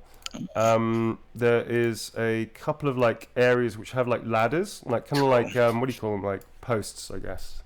Guys, there's one also here. You don't know what's around the back of the building because you haven't seen it. But you can see one here, one there, and one there. Like somebody could take aim and fire from that position, for instance. Okay. Yeah, like lookout posts, kind of. Yeah, like that. Behind you can clearly see this what looks to be a stables. And that's all you can see from this position, but there's like two big stable doors here, there, and they're like sort of like half doors, so you can sort of see through it, obviously. And this is definitely looks like a stable. There's actually a couple of horses here, and you don't know what else is in there, but there's like a horse here, let's say, and a horse there, and it's probably some other stable stuff that's typical of this kind of place. The rest of you lads are out the door now, and the door's already open anyway. It hasn't been shut or anything. Cool. Did we see the penguins on the way in? You can't see the penguins. You haven't seen hide, nor hair, nor fur of the penguins so far. Feather, whatever. You know what? Fuck the penguins, man. Like, I regret the penguins. Yeah, you can't see the war penguins. Sorry, looking at the note, this is not my therapy. There are 4 players. I might add on penguins are okay. Like, deal with the penguins. That's my next note on my post-it wall. Cool. Okay, so yeah, the penguins you can't see anything of. But I'm touched that you thought of that, Pete. How sweet of Teddy. Well, we care about the penguins. That's they good. drive us Yeah, we places. like them. That was pointed, sir. That saves my little legs. We like them. All right. So Ziggy, you quickly like nip back. I'm assuming you're joining the boys as they enter this. Yes, absolutely. Yeah. Cool. So So we nip can make back. a dramatic entrance at Indeed. the. Yeah. Oh shit! You know what? Are Fuck they it. like saloon doors? I was going to say I'm going to change these doors into saloon doors. So there's like a bolting door that goes in the front for security, which is like 2 like kind of like latches, like this and like that. Well, that was weird. Okay, like this, like that. But the actual doors are like saloon doors, so you can totally do the. I'm gonna throw my poncho over one shoulder, chew my cigar, and walk in. Okay, you start miming a poncho and a cigar, and you do this like really elaborate mime, and you just like step through. Do you want to make it like a performance test? Not really, no. You don't understand. That wasn't like me talking to my little one. I'm not asking. I got 52. Okay, so that doesn't fool anybody. So you do this like weird mime thing, and you step through into this bar. It just looks really awkward. Like everyone, he just does it at the moment where everyone actually does look up at him, and, and then he just looks a bit self-conscious and stops. Yeah, completely. He's having a fit. By the way, when Ratty enters, it's like, you know that GIF of the guy in the fountain and the light, you know, the sort of bright light shines down on his face and he kind of looks like he's seeing the face of God. That's Ratty. And he just sort of like wanders around, like anything that's kind of potentially free. Yeah. You know, he's just have it like, so if there's anything on, like, you know, any bits of, peanuts. well, like any tables where the like bits of booze have not been cleared off. Are you doing a sweeper thing? What do you call it? Mine sweeping? Mine sweeping. You're mine sweeping the bar. Okay. So make a toughness check. Yeah, so make a toughness check. So let me just sort of describe the situation to you so you can see. So over here with the H's is actually a hearth, and there's little kind of like chairs, there's little like stools around it. You see in the corner what looks to be like a minstrel character who's like actually playing a lute, and he's sort of idly playing. He's not playing for anybody, he just seems to be playing for himself. There's a couple of people, a couple of tables set around. So there's one table here, and here. There is a little snug here, and there's also a snug here. And this is a stairwell, by the way, that goes up to what presumably the first floor of this building. And this is another snug over here, which is unoccupied. By the stairs, and this one has got well, you turn around, all of you sort of step in, and although the minstrel's playing, he suddenly plucks the note almost by accident, like, and it goes dead, and everybody just stops and looks at you. And then, sorry, I couldn't resist. Everybody just stops and looks at you, and then just carries on, like, he goes bing ding ding ding, and just carries on playing for that brief moment. Bored. Yeah, exactly. So for that moment, everybody just stops and stares at you, and then they just carry on their business. Really, there's a bartender here, because why wouldn't there be? Let's make him this dude, because he looks really fun. He's like a fun person. He's got no shirt on, which is kind of. That's kind of cool. All right, let's deal with it. So this is the sort of ladies' night. It's Actually, it looks like it's lads' night. Actually, not ladies. It's lads' night tonight. All right. There's actually a disco ball drops down and everybody starts dancing. It's like, yeah, let's get this party started. We work hard and we play hard. That's right. Welcome to the Welcome. So you see a bartender. You see the bartender who's probably also the pub owner, and you also see a serving woman who's serving person who's going around taking orders, and they seem like a quiet group of people, but they seem familiar to one another. Like this is like obviously a well-traveled area route, because obviously they're on the main route forward, so presumably these people are known to people. The bartender sort of is like, you know, just moving a few boxes and putting out some apples on the and some almonds on the bar, and looks up and puts his hand up and goes, "Hail!" Oh wait, I need to sort of voice out. We need to do a voice. I'm not sure which voice to do for this bartender to do. Come on, Neil. Go to your roll a d6. Roll d6. back to Kenneth Williams. Kenneth Williams. Oh, hello. Welcome and hail and well met. No, I can't do that. It's ridiculous. I'm going to keep that the whole time. I'm going to make him. I'm going to make him from Bogenhofen. Make him sound like President Trump. You want me to make him into Trump? No.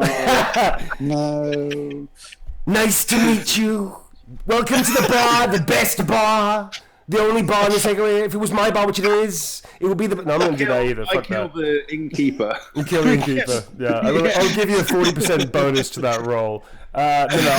He sounds like he's from Bogenhofen. He goes, all right, well met. You. Welcome to the slaughtered lamb.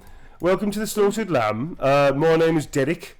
Or Derek, the owner of this establishment. Yeah, welcome. Put a pew. Nice to meet you, travellers. And whom am I talking to? Be nice to know your names. Can I get you some food? We're about to serve an early supper. Rooms? Are you stopping for the night? We have some rooms available upstairs. I stagger over to him and go, have you got any butter? Have you got any of those little butters? You know, the little ones in the little wrappers. What are they called? What are they called again?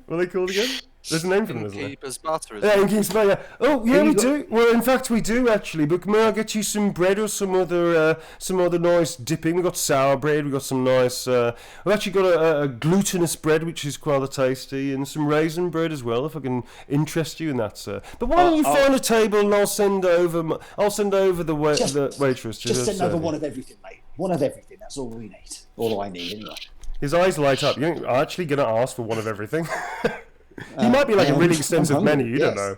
You could be I don't know. I like it. I like your style. I hope you got the gold to pay for this. So I'm just going to double check. All right. So where are you going to sit, folks? And then you can look around the room and take in the people around you. I'm liking the look of this one. You're going to snug over there. All right. Yeah. All right, cool.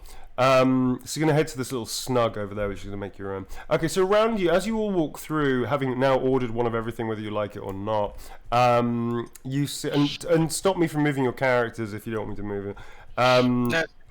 Okay, so you see around, the patrons are atypical of a high fantasy inn.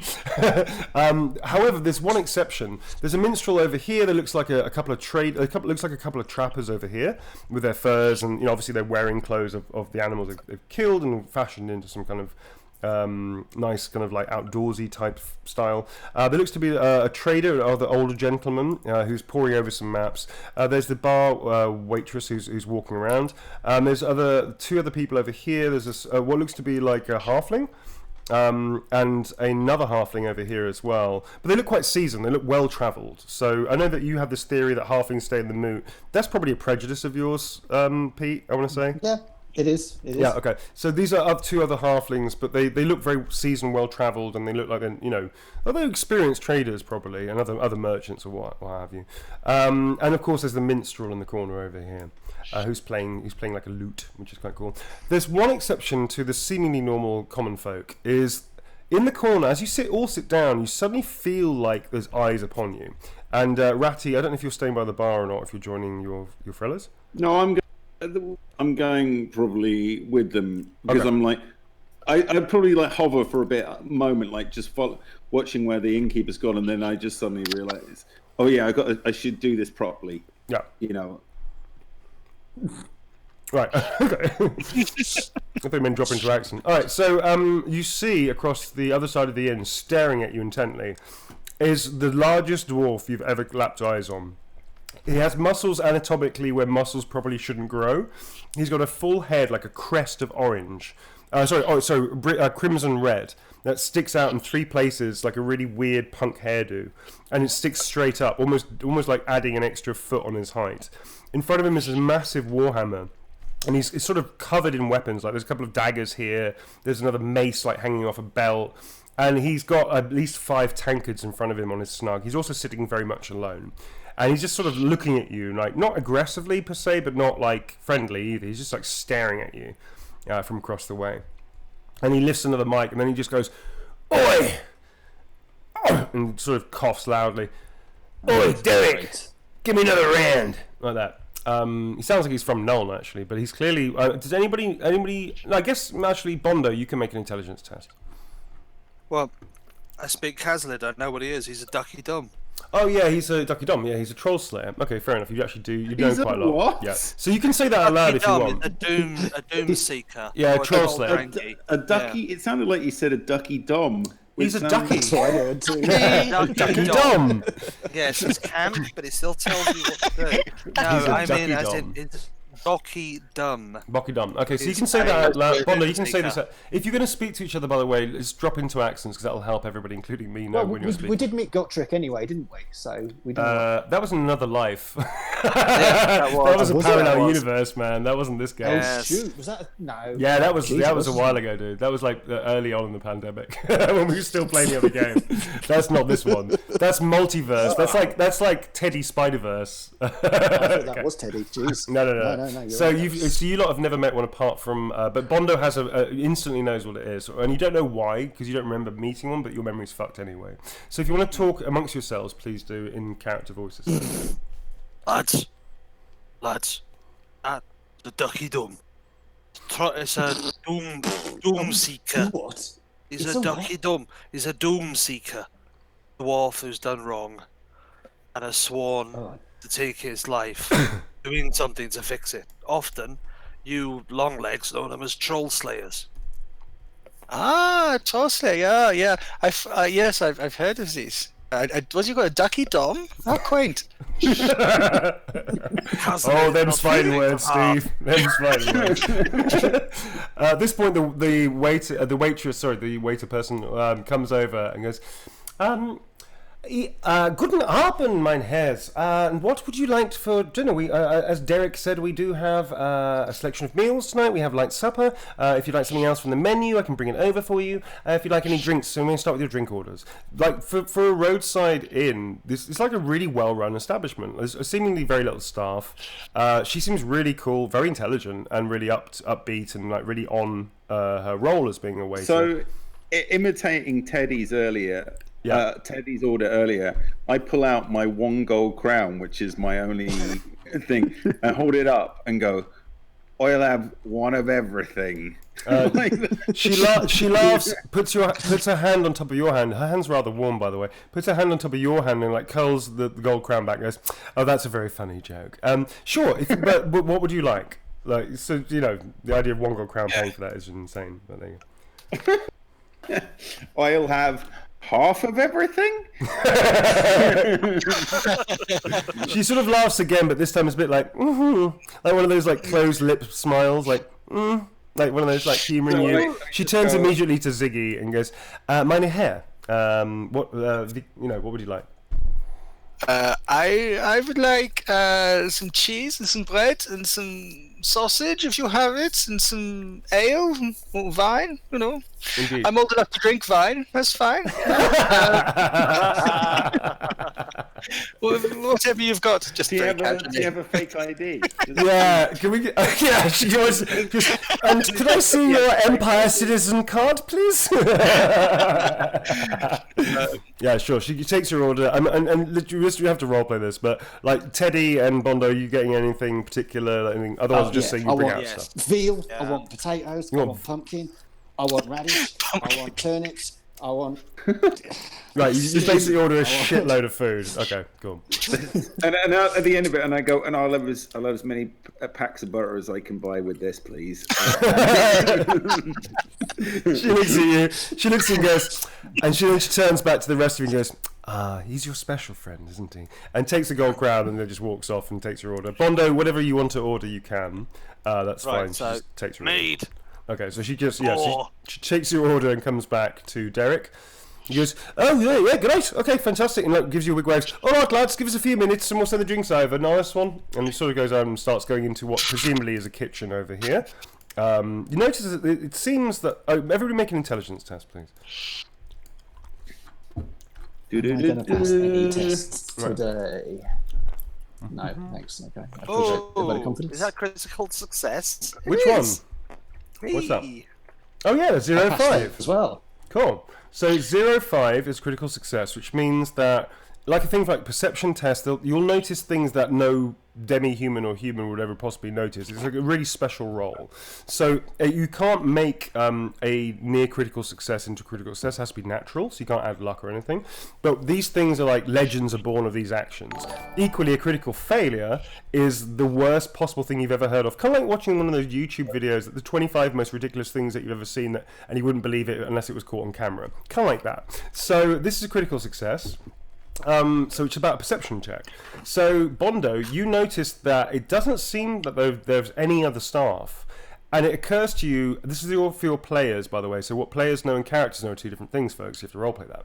But it occurs to you that it seems like they're very short-staffed for an operation that's this well-run and this large. Like, this is a large wayside inn. There seems to be only 2 of them. You don't see any evidence of any other staff. There might be other staff, but they're just not on today, which is weird because there's a good almost dozen people in the bar now, and they seem quite unfazed and seem to be going about their work. Presumably there's a cook in the kitchen. But it seems a bit odd, is all I'm saying. Like a strange one. You'd expect another few people to be milling around and whatnot. Very well. Indeed. Do we all get to make initiative checks? I won. Yay! You I intelligence win check at as well. seeing. You won Warhammer! Yay! So anybody else that passes without critical, you just notice that they seem a bit short-staffed. You don't really get a sense that it's odd. It's just I like, wow. fail, but I'm so buzzing and just so into the whole in scene that I'm just like basically just kind of looking around. This is a theme part for you. You can wander if you want, dude. Yeah. All right. Oh yeah, I might just get up and go and sort of wander and kind of check out what other people have ordered. You know, just Okay. just kind of like seeing what they're doing. Kind of. Push your finger into their soup. No, I'm not. Run your fingers through their hair. Okay. So you start wandering with gay abandon throughout the room, going, "Oh, that looks nice." Well, the rest of you sort of get the serious question of what to do with Ratty. The food comes over pretty quickly. Boys, has anyone seen Dasher yet? Or the penguins? What's going on? Where are they? Perhaps we should ask the barkeep. Fraulein or something. Yeah. Yeah. I would have thought he would have made an impression with that level of lubrication. Lubrication, nice. All right, so the waiter comes back. She comes back holding 2 enormous trays of food and drinks, without spilling a drop or dropping a crumb of the food. She lays everything out in front of you with quick order, and sort of takes back the trays and sort of dishes everything out. It looks amazing. The food smells fantastic. And then she turns and goes, "Dankeschön," and sort of turns back and Excuse me, madam. We're looking for a friend of ours. Oh, Marienberger. There's a strange accent where he lisps a lot. Came in with a couple of animals in a cart. oh. Does this sound familiar? I think it does. Yes. Hang on one second. I believe he's in one of the rooms upstairs. Wasn't in a very good way. Looked a bit ill, actually. Oh yes, I know his. No, that's his normal appearance. Little pasty with a little like cute moustache and little goatee beard, black hair. That man. Sorry, everybody that did fan art of Dr. Dasher, but there you go. So, is that the person you're thinking of? Is it your friend? Sounds about right, thank you, my dear. He's in room 3 upstairs, but I believe he's trying to quote-unquote sleep it off, and she does a little air quotes, which you have no idea what she's talking about with the air quotes, but she does this thing anyway. And she goes, "Anything else at all I can get you, my hair?" You seem a bit thin on the ground tonight. You poor woman. You look rushed off your feet. Is there no one else to help you? Well, this is actually one funny you should notice. This is a family-run inn, and actually half of our family are away. They have to get supplies and stores, but it's quite a long way, as you can imagine, to the nearest town, which you must have Out passed. travelling on spooky nights. That doesn't seem very wise. She looks at you and goes, "What on earth do you mean?" It's spooky night, you know. Spooky night. Gehemisnacht? You're welcome. She stops and look and sort of like dries and sort of wipes her hands on her apron, and she goes, "In a minute, please." And she walks off and goes straight out to the front doors, and then stops for a set moment, and then comes back in again. You're sort of observing this. Ratty is still like making friends, walking through, and she goes over to the barkeep, and the barkeep sort of steps forward and talks to her. And then she goes, and you see the barkeep sort of turn back with obviously going back into the kitchen. She comes back and goes, "Indeed, I hadn't noticed. Thank you, mein Herr. This is quite an important discovery. It is indeed the floating moon, it seems. Well, we must make preparations." And then with that, she sort of like claps her hands together and starts walking off towards the outside of the inn. Cool. What about my dinner? Come back in with my dinner. She's brought it. What? Oh, okay. Calm down. It's fine. Fucking There is plenty. Pete. He gets hangry. It's not nice to The halfling gets hangry, obviously so. All right. So, Ratty, whilst all this is going on, what have you been doing, sir? And the minstrel's playing lovely, delicious melodies. He's a little bit... In fact, he sort of starts singing, "Oh, this is Corporal Bob to Major Blur. I'm stepping through the hell gate." Like that. He's singing He's ditty definitely going about to this. come back for the musical episode. Oh, completely. And I'm moving in a very magical way. It's like that. say, Herr Minstrel, do you know anything by David Hasselhoff? He sort of tuts mightily and goes, all right.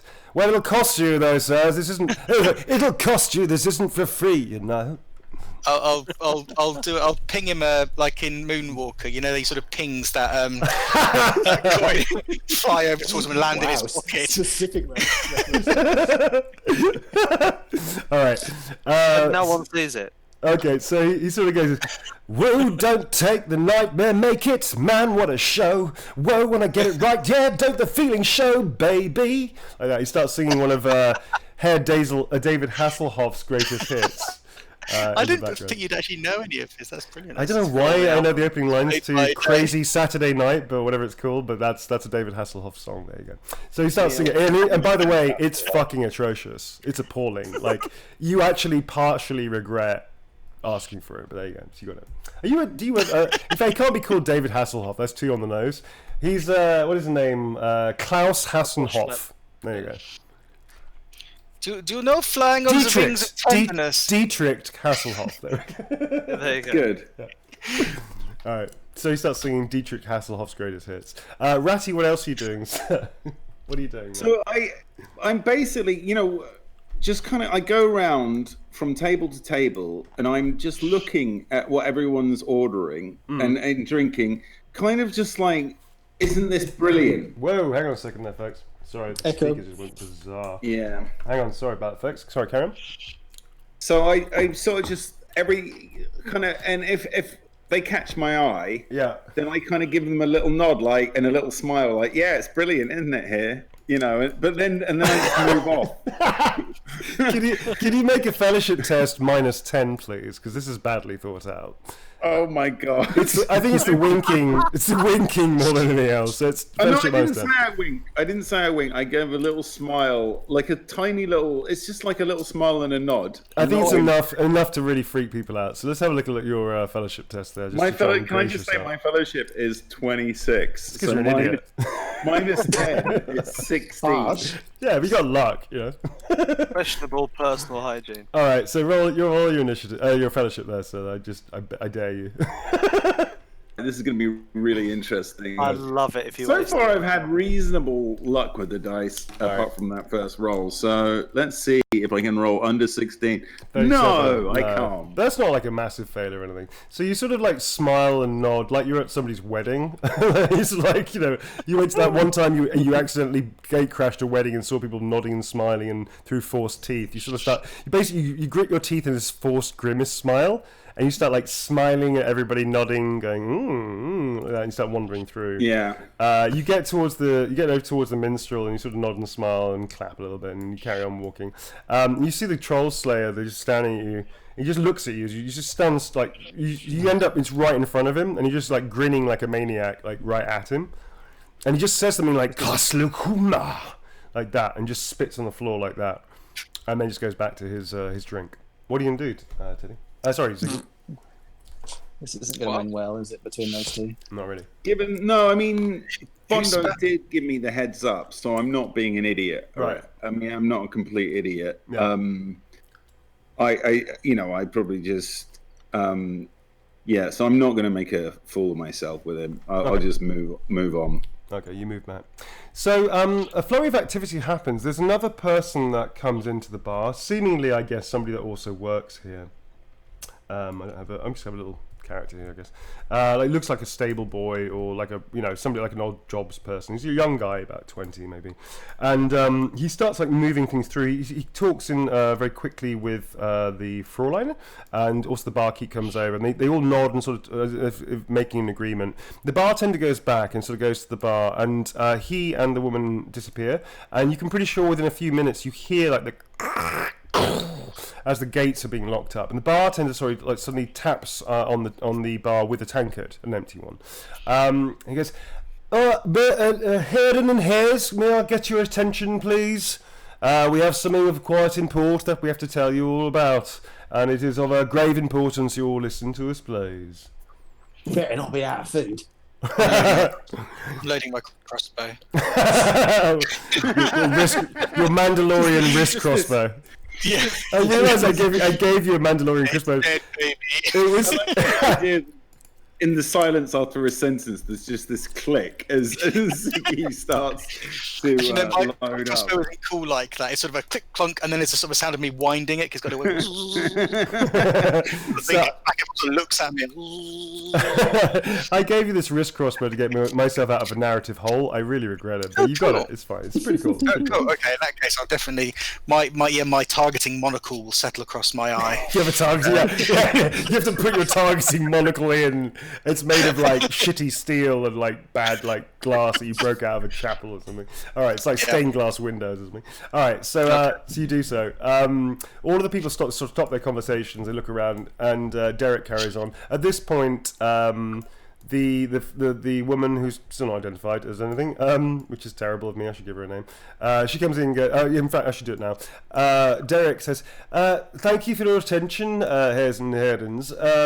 My lovely wife and I, and sadly have found for report, and thanks to these gentlemen over in the corner there, that tonight is the floating moon." And you hear this sort of like little, like from one of the people here. Whereas the other people aren't like freaking out, but they're all kind of quite surprised, and even the minstrel stops playing at this point. Indeed, Vilma told me, these gentlemen pointed it out, that they spotted from the road. Tonight appears to be a floating night. As we all know, this is the first Gehemisnacht of the year, which means, but of course we're all very used to it. It is tradition in these parts. We're well prepared. We will be locking up the stables, locking up the main gates, and we will of course invite you to help us to the security of the pub.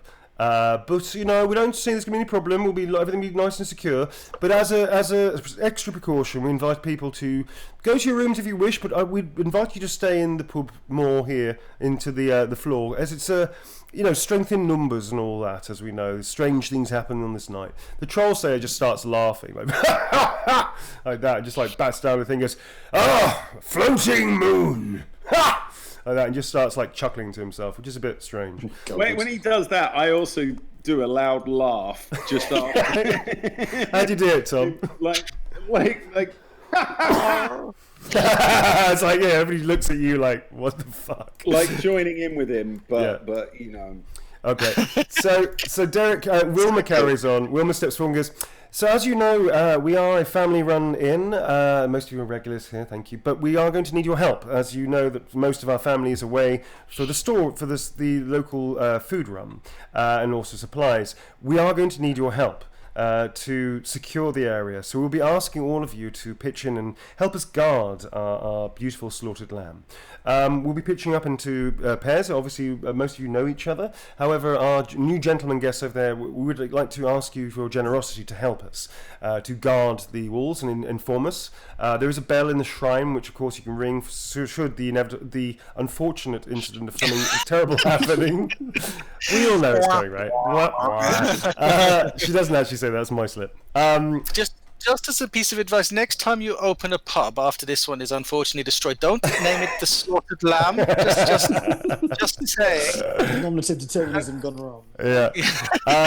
But the rest of you, we shall take it in shifts, and we shall. But also, as a treat, I'll have our chef prepare our Gehemisnacht cake, which I invite all of you to partake. It's frosted with chocolate and berries. Which, of course, chocolate is not like a common thing, but people obviously make it around. Neil, what? I just got to step away for 2 seconds. The tiny dog is making a fuss, so dude, I'll be back. All right, fair enough. All right. So tiny dog's aside, she finishes it. She looks at her tiny dog and starts, stop it, I'm talking to the people. And the little tiny dog yaps away and runs away. They have no tiny dog. It's the tiny dog. At least 5, nothing weird or strange. You've got wool penguins, dude, weird. So deal with it. So that's it. So the idea is that you'll be. This is quite common for out the way places that people stick together. There should be guards. None of you are military apart from like Ziggy, I guess, or the Troll Slayer maybe. But there should be people on the lookout. But the rest of the people have been advised to stay in the inn together. To look after one another, basically. So what do you want to do, folks? What's your plan? I mean, they're sort of the Derek is coming through and Wilma's coming through, sort of talking to everybody. Everybody's like gathering round and chatting about who is going to help with the guard duty. The Troll Slayer immediately says, "Just tell me where to stand. I'll be there all night, looking for the demons." Again, Tom, if you want to interject and laugh, I don't know. Oh, Tom's not here. Yeah. Okay. So Tom laughs Did it again. with a tiny dog. That's Yeah. right. He laughs. He laughs again for no reason. Why don't we go and secure upstairs? There's probably a good few rooms up there. We can lock the doors and barricade. Might be good to secure that. Brilliant idea. Stay or be gone or lost in the common room here. You can go wherever you want, but I'm not running. It's not running. It's sensible tactics. Leave these guys to it. I want to be next to, preferably on the other side of that great big dwarf with the hammer. He looks like a safe place to stand. Okay, so you sort of like saunter over and try to introduce yourself to the dwarf slayer, I'm assuming, just to make it proper and whatnot. And he looks at you and goes, "Manling, if I were you, I'd step away. This is going to be bloody work, and I can't count for you. You'll just get in the way of me. Go back to your friends." He sort of does that and looks at you. I'll just nod and bow and take a respectful pace backwards. But I'll sort of stand a bit back, and I'm gonna draw my spider sword, not sort of like in a threatening way, just sort of like in a sort of a nonchalant, checking it sort of sharp sort of way, but sort of showing that I'm armed at the same time, and I know what I'm doing. Okay. I'll probably slip on some butter and fall on my face while I'm doing it. Well, it's not desperately cool. It's just practical, so you don't have to roll for that. It's fine. All right. So you talk to this. The dwarf slopes off and just literally grabs. He basically dives over the bar and grabs a massive barrel of looks what ale. He goes, "Damn it! Put this on my tab." And he starts walking through and just walks out with this huge barrel of beer and just walks out, and I don't know where he's going, but he's going somewhere, obviously, to wait for the inevitable chaos. We can get tabs? Awesome. Oh my god. That's your takeaway from this entire adventure so far. Yeah. So Ziggy, and the people are dividing up into shifts. There's basically a couple of hours, like 2-3 hours guard duty, basically. What do you want to do? Do you want to take an early one, later one, middle of the night? Because obviously you've got to sleep, but then you're going to be woken up and all that kind of stuff. So I'm going to take I want to take a late one, okay. If possible. But I want to do a walk around the perimeter again, because I haven't been out the back so far, and check the gates and stuff like that. Okay. You can do that. Is anybody going to go with you? What do you want to do? Splitting the party. Bondo, we're going to go around to have a look at the structure of the place, make sure everything's shored up and that. Okay. Yeah, I'll go with Bondo and I can go together. Yeah. All right. And Teddy, what are you going to do, sir? Find the most defensible position in here, really. There's no windows on this back. That'll be the latrine. You find the indoor latrine. That's the most defensible position. No. Can we turn this table over where I'm sat at the moment? It's bolted to the ground. These tables here aren't. You can flip these tables if you really want to. Not that it's pretty dramatic. I sort of do want to set sections of the table sort of around that point as a sort of a defense. So if we can. Is Teddy making like his own blanket fort? He's making basically a blanket fort. So you try and pull the tables up, none of them move, but you start getting all the pillows, and you start making a little pillow fort in your snug. I'm good with that. And that's what you. Okay, so you basically you make a little pillow fort. Derek comes over and goes, "Good halfling, sir. Do you?" He just looks at you and goes, "No. Okay. Well, do you want some more pillows like that? Would you like a little blanket for your fort?" Right. Okay. Okay. So can you help me hide? Can you make a dex check, please, to make your pillow fort into a thing of beauty? Do it, Pete. I'm rolling. Roll it, baby. Roll it. Where's your? I can't believe you made a pillow fort. I love it. Okay. Roll the ball. That's a 25. Yeah. That's okay. Yeah. You really make quite an elegant, awesome, and defensible pillow fort in the corner of this snow. You've also managed to keep back everybody's food and drinks. Now you have also a near infinite supply for this evening only of food and alcohol. So you're pretty sure even if you get assaulted, like you can hold out for a while under this pillow fort. Left out the winter here. Oh, exactly. A pillow palace, not a pillow fort. I feel Ziggy needs to say something, man. I just feel that's the thing, right?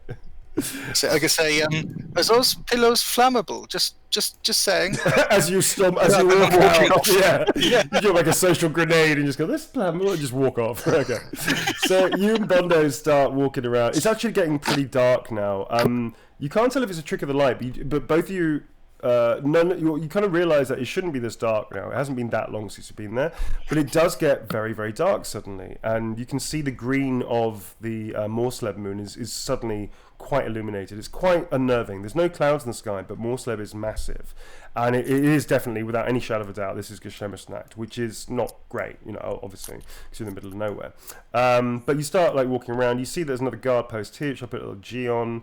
This is a latrine that you see, and another outdoor latrine there, and there's sort of like a simple trot, like a kind of like a pitched, like it's like the earth has been pitched out and it just disappears underneath the palisades there. Over here there seems to be some kind of like storehouse room building.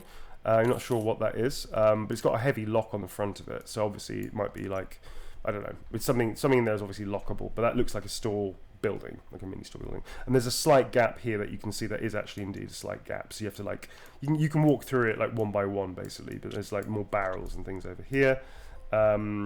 And you can see like there's haze and provisions and everything you probably need like for animal feed and stuff over here. So I'm just gonna put a feed here, and this is the stables here. So you do a full sweep, and that's kind of what you see. I'm just gonna try the lock on the door. I'm just gonna try the lock on the door, see if it's is it actually locked? Yeah, does it? Yeah, locked, it's definitely locked. Yeah, it is definitely locked. Yeah. So whatever that building is. Yeah, sure. And you both come around, as you see the stable boy kind of going in, and he suddenly he does something. You hear this kind of like that. And he walks out, and he sort of does this the cross of the hammer over his chest, and he looks pretty ashen and pretty white. And he sort of looks at the troll slayer and then looks at you and doesn't really know what to do. But then starts walking back towards the pub. I'm going to say, "Good lad, trust in Sigma," and I'll make the hammer signal, which is where you put your hands on your hips and shimmy to the left and the right. That is not a thing. That is not a thing. I'm calling you out on that one, Steve. That's not a thing. Okay, the hammer shimmy. Right. Okay. Yeah. Over my dead deity corpse. Yeah, and I'm just going to peek into the stable, sort of. Just check there's nothing else in there at the moment, make sure the horses seem settled. Sure, you see in the corner that the war penguins are actually stuffed in. They've also got like, you going to walk in as well, Bondo? Yes. Right. So you both walk inside, and immediately the two war penguins sort of sniff the air, and they both put their beaks over the side. You've noticed they've got little like, really shit like bag hats on. And like they're covered in what looks like a kind of tarry substance, so like tone down some of the more chaotic colours they have, and they've got like the word horse written on badly on one of the sacks. HORS. Yeah, like that. HOSS, Hoss. And they both see they start like hooting at you like mama, like that as you start walking in. Oh, and their little beaks come out. You give them a little fuss, okay. They seem pretty. Gives them a bit of love. They seem pretty happy and well fed. You notice there's like these little branches that are stuck. They've been like, I don't know, like glued to their feathers that are now sticking off their, like extending their flippers at the front as if they're like legs. It's really badly done, but somehow Dr. Josh has managed to convince these people these are somehow horses. It's really weird. It's all very strange, but the war penguins are in the stables. You definitely need to ask how he pulled this off, but somehow he's managed to smuggle these fucking enormous beasts in, and they're being treated like horses. They're honking at you like honk, honk, honk, like that. So clearly, like this poor stable boy just doesn't know what to think, and is just like a bit freaked out by this. But they look well fed and looked after, which is again weird. So you write me into a corner every week with the war penguins. I'm just saying, it's really tough. Well fed. Cool. What do you two want to do? What do you two want to do? Well, I'm just going to complete my circuit of the place and then head back in the back. Just want to make sure there's no obvious sort of gaping holes in the walls or similarly. Okay. Yeah. You both step out again, and can you both make an initiative test? And while that's going on, Teddy, you're in your pillow fort. Tom, you're back, sir. I am. What are you doing, man? Although Tiny Dog is being a dick, so I might have to suddenly go again. But no worries. So I missed a sort of vital thing. People were building forts and stuff. What are we defending against? Well, you started staring off into middle distance into the fire, which caught your attention, and you completely zoned out for about 10 minutes. And you turn around, and where the table was is now this amazing, awesome pillow fort. And Teddy's just like peeking out the middle of it with his little beady eyes. But are we building forts for a reason? Is it just allowing us? Is this just general defence? It's just a general defensible coward. position. you're not much of a smith or like an engineer, but if this was like a pillow fort that could be defended, this would definitely be it. Like this is a defensible pillow fort. You're missing the point of my question, which is, are we defending against anything specific, or are we just preparing for something that we don't know? What's going on? Like, do you want to ask? I tell you what, this is a complicated question, Tom. For Ratty, why don't you ask Gary the Brain? Ooh. What? Gary the Brain? Remember your brain is called Gary, it's based on my dad. I don't remember that I had a brain called based on your dad. We definitely did it. That's a thing. Yeah. And I said that it was a thing, that you can talk to your brain. Gary, I'm going to do it. Gary. All right, so I basically stopped like staring into the light, whatever light it was. I go, Gary, what on earth are they building forts for? Hello, Ray. Long time no see. Hello. What are you talking about? What's going on? Are you doing your dad? This is my dad. My dad is Tom's brain for reasons that I won't go into. Tom can talk to his brain to help him with insight. Anyone who's met Neil's dad will attest that it's actually a really very good impression. What did you say, Commander? What are you talking about? What's going on? Gary, why are they building forts and stuff? I missed out on something. Why are people building forts right now? Oh yeah, okay. So here's the thing. Bo, you look well. Are you okay? You doing well? How's the thing you do? The spell thing, the wizard thing, the hedge wizard. Are you a hedge wizard? You're a hedge wizard. How's it going? You know that because you're in my brain. Oh yeah, sorry, you told me. That's right. Yeah, sorry, you did tell me. Sorry about that. Yeah, sorry, Ratty. All right. So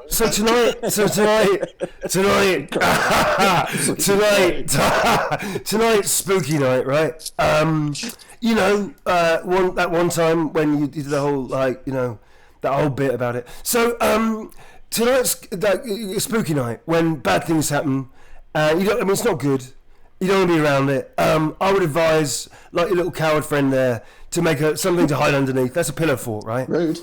That's a pillow fort. Do you know? We used to make pillow forts. Do you remember? You remember pillow forts? Oh, you love pillow forts? Do you want to make a pillow fort? No, Dad. I'm 43 years old. Sorry. Yeah, but Gary, I'm now 23 years old. So that's right. Yeah. Sorry, you did tell me. I should have remembered. Sorry. 26. Yeah, okay, lovely. Does this all happen instantly, or is Rattigan just sort of paralysed? No, I am standing slack jaws. Yeah. So Gary passed his own intelligence test and basically reveals to you that this. I actually rolled for it as well. That this is Gehemisnacht, which is the night of mystery, which is a floating night that you do remember is a problem because actually weird shit happens. And it can be random, nothing can happen. So we're preparing for just eventualities, but we don't know what those eventualities are yet. Yeah, you don't know what's going on. Yeah. All right, okay, well, I just go and pick up some more blankets and start. Okay, so cool. So back to Teddy and Bondo. Did you pass your initiative test? No. That wasn't me, it was Ziggy and Bondo, wasn't it? Oh, it was Bondo and Ziggy, yeah. I failed mine. And I failed mine. Okay, cool. So you carry on walking, and you don't really notice anything different throughout the place, so you can carry on walking back to the pub. This gentleman here is actually now shutting all the shutters at the front on the windows, which is like quite normal, and seems to be disappearing around the corner. You can't see the bartender, but the Vilma, the other proprietor of this inn, is now sort of like getting cake out, which is like apparently this like. I don't know. I guess it's like Gehemisnacht cake is probably a thing somewhere in the world. And she's got this large cake out, and some of the people who are coming up are actually taking a slice, and sort of go, oh well, danke schön, going back to their little tables and whatnot. These two trappers who are two brothers walk past you as you walk in, and they're also apparently going to take position and be on the first watch, as it were. Cool. So what are you going to do, folks? It's sort of like a weird waiting game now. I'm not having any of that cake. It's blatantly got orphans in it. Okay. Family members. All right. Okay. So you notice there's a pillow fort's been made in the corner. Yeah. Bondo is confused. It's been and she's Ratty's like adding more pillows. He's actually destroying the superstructure of the tower of pillows. What? Get off! Ratty, get off, Ratty! Piss off! Get your own fort.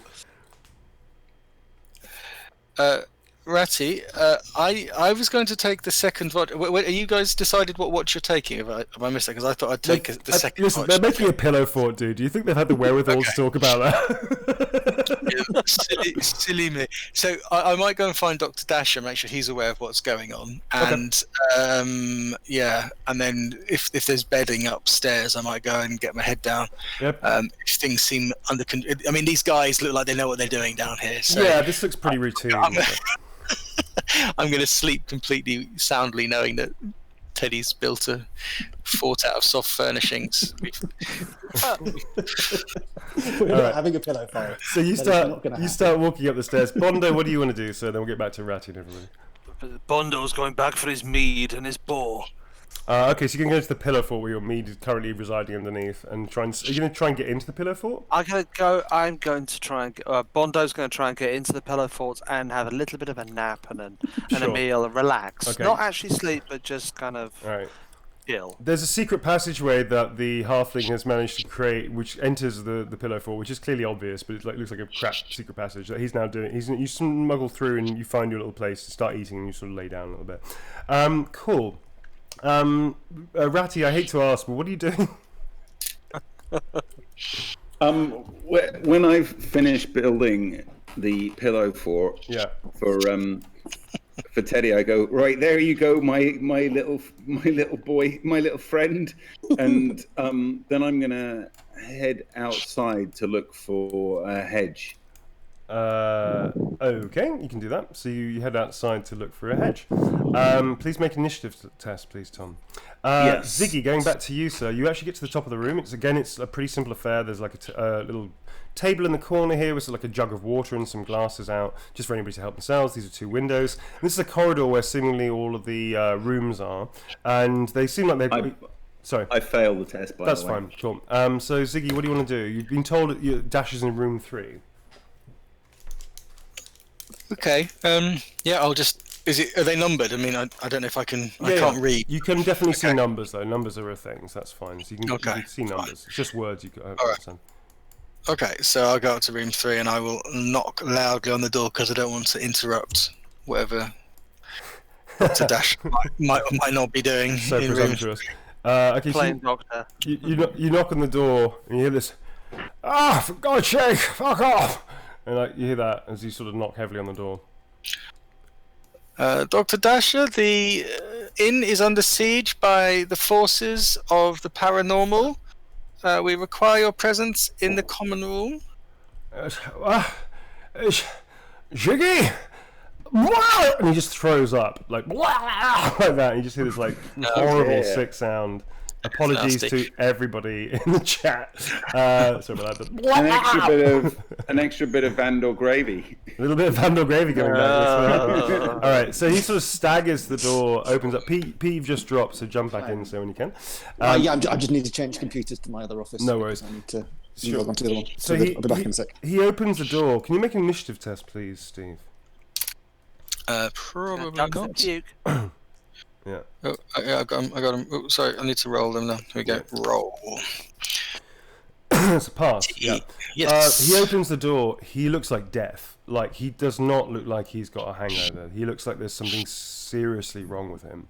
He's incredibly white. He's got very, very dark shadows under his eyes. His eyes are practically rolling, and every time he speaks, his speech is slurred, and he's drooling as well. You're no physician, but it looks like whatever alcohol he's taken, it looks like it's almost like a poisoned.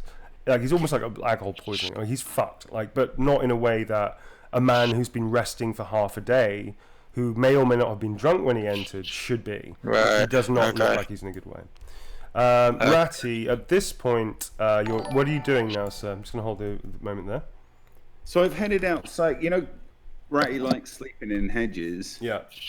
So basically, having finished this fort, I've assumed it's for Teddy. It's like a little hobbit, little halfling hole for him. Yeah. So I go, there you go, my little man. and I've headed outside basically to look for some kind of hedge, or I'll sleep with with the wall penguins. You can see the two. Well, you're looking all around you, like at these places over here. Yeah, I'm just looking around for a sort of a place where I can lay down and sleep. You see the shrine. You see the stables over there. The shrine looks empty as well. That could be a place you can investigate.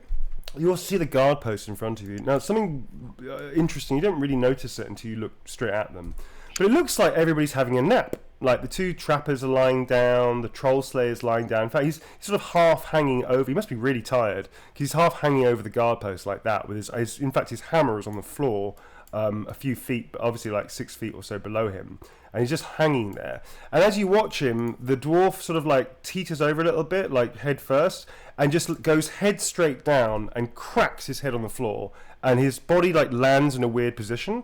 Like his head's there, like and his body's like there, and his head's like here, in a really weird way. You've never seen anybody be able to do that. That must be quite a special skill. And you hear this almighty crack as his body just rolls there. That was pretty cool, pretty amazing. He looks like. Doesn't sound amazing, Neil. It sounds horrifying. Sorry, you saw through that, guys, did you? Okay. Well, that's what happens. I don't know why you're trying to sell it as amazing. I don't know. But Gary's telling you weird things to do. So yeah, he's just rolled off the platform and cracked his head on the floor and is now not moving. All right, so I'm going to run over to him immediately. Okay. Again, you're no physician, but his head looks like it's on backwards. There's also this weird green foam that's pouring out of his mouth, like literally like foam, like a foam party foam. It's like pouring out of his mouth, and his eyes have gone like almost pure white, and his body is slowly like asphyxiating, like turning blue. You've seen dead bodies before. He looks dead. Like this is not good. Cool. Teddy and Bondo. You notice, you sort of hear something in the room. It's kind of,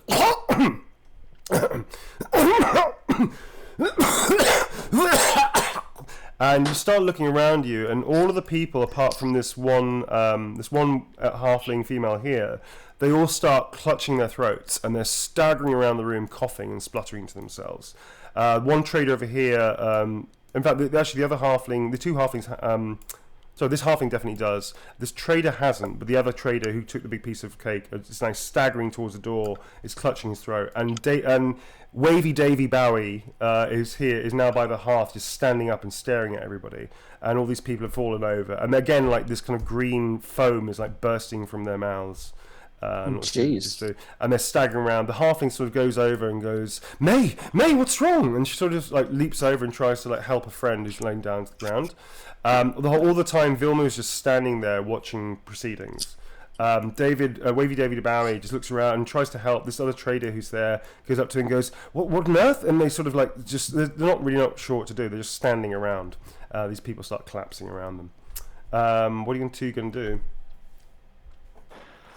Bono doesn't like the look of this.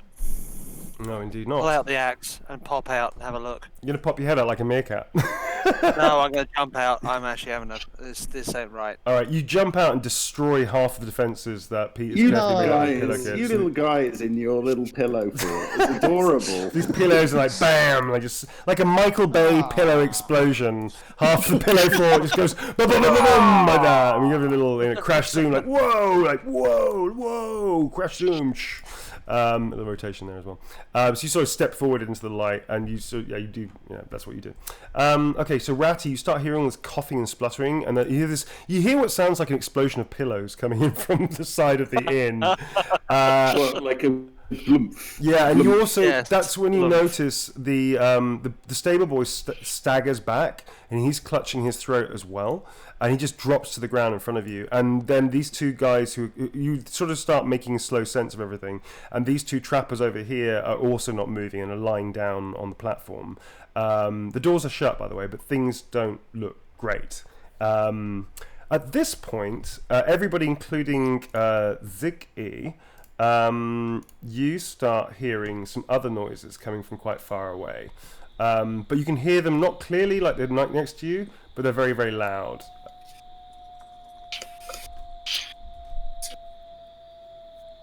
This is terrifying. Ziggy, what are you going to do? Is it my go then, is it? Yep. We're now going to go. We'll just make it initiative. It's probably easier to do that. So we'll start with Ziggy for now, but then we'll go into initiative afterwards. Okay. Well, I'll say to Dr. Dasher, I think something bad's going down. Go back into your room and lock the door. I will come and find you, and I will use the secret knock. Do not let me in unless I use the secret knock. And then I'm going to draw my sword and shield and run back towards the stairs for the common room. Okay, you run back down into the common room. As you get to the top of the stairs, Teddy, it's now your go, sir. So have I got any sort of defences now, or is that just all gone? What, your pillow fort defences? I'm sure you can defend half of it. It's a fucking pillow fort, Pete. I mean, come on, dude. Like a small part of your brain. There as well. A small part of your brain knew this wasn't going to work or last very long. Somewhere between the David Hasselhoff greatest hits and like the cake, the mysterious cake that was brought forth, you knew this was going to go south. So what do you want to do, sir? What's going on? Well, I'm going to follow Bondo because at least he can protect me. So you jump through the remaining pillows. You see Vilna has gone into the kitchen and has closed the door. The bard is staying there. At this point, the trader starts coughing and spluttering, and he falls over as well. These three people are now very much, they're dying or dead. May steps back. This other halfling steps back and knocks into the table. And she looks at the table, and there are pieces of cake there. Hers is uneaten, thankfully. But she... have you just, taken Teddy away? Why have you done that? My computer's giving all sorts of weird stuff. I think you just deleted your character. Not desperately. You just deleted your character. That's really useful. Okay, so I'm going to bring this back, and hopefully it'll work. Winding time back. Sorry, folks, you have to hang on for a second while I just crash the whole system. Oh, I've crashed the game. Yep. Okay. No, your character's gone, dude. That's not... Okay, hopefully your character's still here. No, your character's gone. Okay, good. Anyway, wow. So... yeah, sorry, dude. I'm just going to have to... I'll find your character at some other point. Sorry about this, folks. Yeah, no worries. So, let's use this dude over here, actually. So this will be your character for the moment. So you hear all these screams and shouts outside, all this howling. Ziggy starts bursting down the stairs, sword and shield pulled. This woman whose friend was May is now stepping backwards. And you start hearing these howls, and also, most importantly, you start hearing the gates and the posts being smashed. Like, you hear bangs and scratches from outside. Is there anything you want to do specifically right now? Who? Teddy. Sorry, Teddy's goes at still. Yep. Build another fold. No. Well, I'm going to move to the staircase at least to get myself a little bit more. Okay, so you scurry across the staircase. Ratty, it's your go now, sir. You hear the howls that are going on the outside. You can also hear the smashes and bangs from outside the palisade. And the wood is now being smashed and torn out. The gates are being buckled, and you can hear like scrabbling at the wooden walls around you. What do you want to do? Is there anything I can see that I can immediately do to help secure the gates? Like, are there any sort of bolsters or anything? It's already been bolstered. It's already been locked down. But there's nothing specific that you can actually think of to use. There's nothing that's going to make it necessarily stronger than what it already is. It's pretty tough, but these things seem to be climbing the walls now. All right, so no, geez, we're in trouble. I'm going to run. I'm going to run back inside and say, "Boys, we're in trouble." Okay. So you run back inside and start shouting that, and the bard, the minstrel, sort of slings his lute and starts pulling out these two long daggers. And he goes, "No shit, Sherlock, now quickly help me barricade the door." And starts running over like this really quickly. And she's sort of putting the two doors together. At this point, the halfling turns around and sort of looks and goes, What's going on? She's got a French accent, she's Bretonian. What is going on? What's going on? She appears to be in shock, so she doesn't really know what to do. That's what else you can do, folks. So we're back into Bondo. Bondo, it's now your go. What are you going to do, sir? Bondo's gonna rush over and get a barricade on that door. Let's lose a table or something. Alright, so you can pick up a table pretty easily, they're not huge, and smash it against the door and start barricading. If you want to make it like a quick construct test, I'll give you that because you do know what you're doing. Make a dexterity plus 20 test for a construction test, because you've got quite a few skills, I seem to remember, to see if you can barricade the door. 66. Yeah, well, you do what you can. Hang on. Where's my thing gone? What was it? Dexterity Dexterity? plus 20, yeah. Dexterity is 40. Okay. So plus 20 is 60, and I'll go with a luck. Okay, so you're going to use luck. Okay, so you barricade the door, and you actually jam it pretty well, considering you literally do this in a matter of seconds. You manage to prop it, you break a few things and wedge it, and so the doors look pretty well barricaded, if there is such a thing, that you can do. There's also a latch you put down and a block of wood, and they all step back and sort of wavy-davy, like nods it and goes, "Well, that was very well done, but I fear, my friends, we might be in a bit of a pickle." And so he steps back and starts entering back into the room. The sort of, you see the halfling sort of goes back, sees the pillow fort, and just jumps into the pillow fort and starts pulling pillows over her head. What?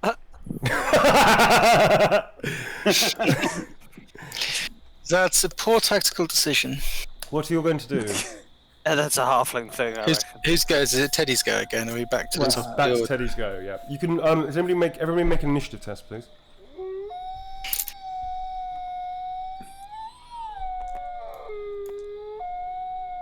Oh, 0-1. All right. Okay. What? Tactical awareness, my friend. Anybody else rolled failure or success or anything?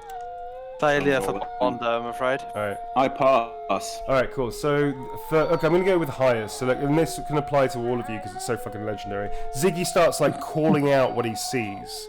He goes. In fact, you see shapes in front of you that are hopping over the side of the palisades right in front of you. You also pretty sure you see another shape dart around the side of the building. So there looks to be about 4 or 5 shapes. They look like men, but they're also, you can pretty sure you see long snouts and fur. And they're sort of they jump over and dive over and land and start sniffing, and they sort of, one of them comes charging towards this window here, another one dashes around the side there, and another one goes to this area over here. And you're pretty sure what you see, which is, you can't understand why you see this, but they look like incredibly large wolves, but they're standing bipedal. And they've got their eyes glimmer and in the darkness, and they look ravenous and rabid and very fucking dangerous. So that's what you see. Yeah. Okay. They're very close as well. Yeah. What did you say, Teddy? Sorry. Werewolves, not swearwolves. Yeah. Yeah. So I'll relay all of that with crystal clarity to my comrades. Okay.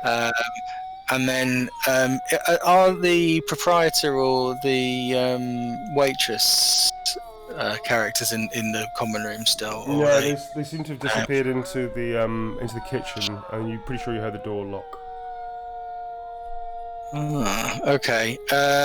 So I'm going to take up I might go and kick over one of the tables and stand behind the table with my Mandalorian crossbow, pointing at where I think one of the door or window where the wolf is going to come through, and sort of draw a bead on that to try and get ready. Okay. And very quickly for the rest of the boys, what do you all want to do? You can just call it out and get ready and prepared. Well, exactly. We'll take a bead with my crossbow. Okay, so you're on the stairs at the moment. Yeah. Ready? Yeah. Ratty, what do you want to do? And then Jim after that. I really don't know. I'm going to go to behind the counter and stuff my pockets full of packs of butter. The butter that I've been wanting to get all night. All right. So that's at least a win for you so far. Okay, cool. The howling gets... sorry, Jim, what do you want to do, by the way? I'm going to go to the kitchen, because I noticed the proprietors disappeared in there, and they seem strangely unscathed.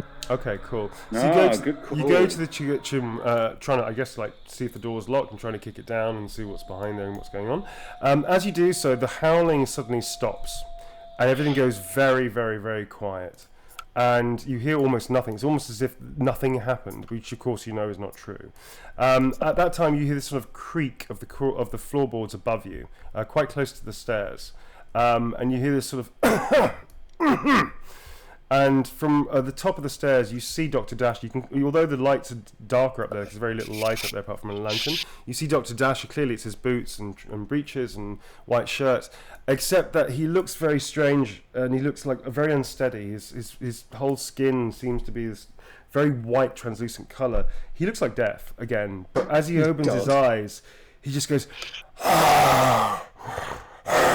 like that, and his eyes glow yellow. And you see underneath his shirt, there's a very clear, what looks to be like a bite on his left shoulder, except that the bite doesn't seem to be like fresh anymore. It seems to be like old, like it's like a scar almost. And he just looks at you, and you just notice that his eyes just grow bright yellow, and then he just goes,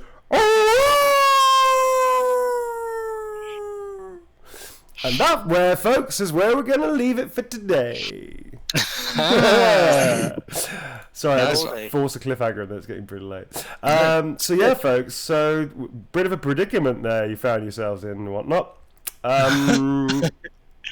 We'll be fine. There you go. So this is part one of the Gehemisnacht thriller episode, clearly. We're going to pick it up next time, and we're going to do it an earlier time, obviously. But yeah, how do you all feel? Like, this is an interesting predicament I thrust you in yet again. I'm excited about werewolves in Warhammer. Right. I don't think I've ever faced werewolves before. No, this is definitely a new thing for all of you. I can't believe none of you took the cake. It was clearly an obvious trap, but I would have thought Bondo would have had a slice, right? I had mead and boar. What else? Yeah. What else does Bondo need? Mead, This axe, happy. You can't see this, but this is me going shucks with my fingers and doing one of those sleepy motions. You're getting wiser. That's why. All right, folks. Everyone knows there is no cake. What do you mean? Cake is a lie. Cake is a lie. The cake is a lie. It's a MacGuffin. I'm going to just do the next thing where there's 20 cakes and one of them is poison. No, I'm not going to do that. All right, folks. Well, listen, thanks very much for our belated Halloween special. We are going to kick off next time. I think it's going to be in 2 weeks with an earlier time, obviously. We are heading to an interesting lockdown situation in the UK, so we may be doing stuff on a more regular basis. Not sure about that. We're going to try and do some gaming sessions on Sundays. We were talking about couch party, chaos couch. Yeah. It sort of didn't happen last week because we were all doing home stuff, personal stuff. But hopefully we'll do that soon too. Yeah, indeed. So maybe we'll try and get it together, but we'll let you know in advance. As always, thank you very much to the players. I hope you had fun. Yeah, it's great. Aye, thank you. Always laugh. Thank you very much to Yogo. Thank you to them for being our mod extraordinaire, for looking after us and for the community. Thanks, Yoga. Cheers. And finally, thank you very much for community for hanging out yet again with time of your life that we can't possibly give you back in any financial way or any kind of transitional thing. We just can't do it. You're all brilliant. Time is precious. You're all amazing. Thank you. So without further ado, and we do owe the community this because last time we were so excited to leave that we forgot. I know. Can somebody other than Jim, because Jim has really been greedy with the whole table flipping, do the honors, please? Whoa! It's beautiful! Hi-yo! Into oblivion. That plane just went. It's great, isn't it? And yet the outline of the inn remains. Yes, I think it's a metaphor. And the pillow fort's there as well. The pillow fort still exists for bizarre reason. Look in oblivion down there. Thanks, folks. Take it easy. Stay well, stay safe, and we will see you around the table for another go. Bye. Bye. See you guys. Bye.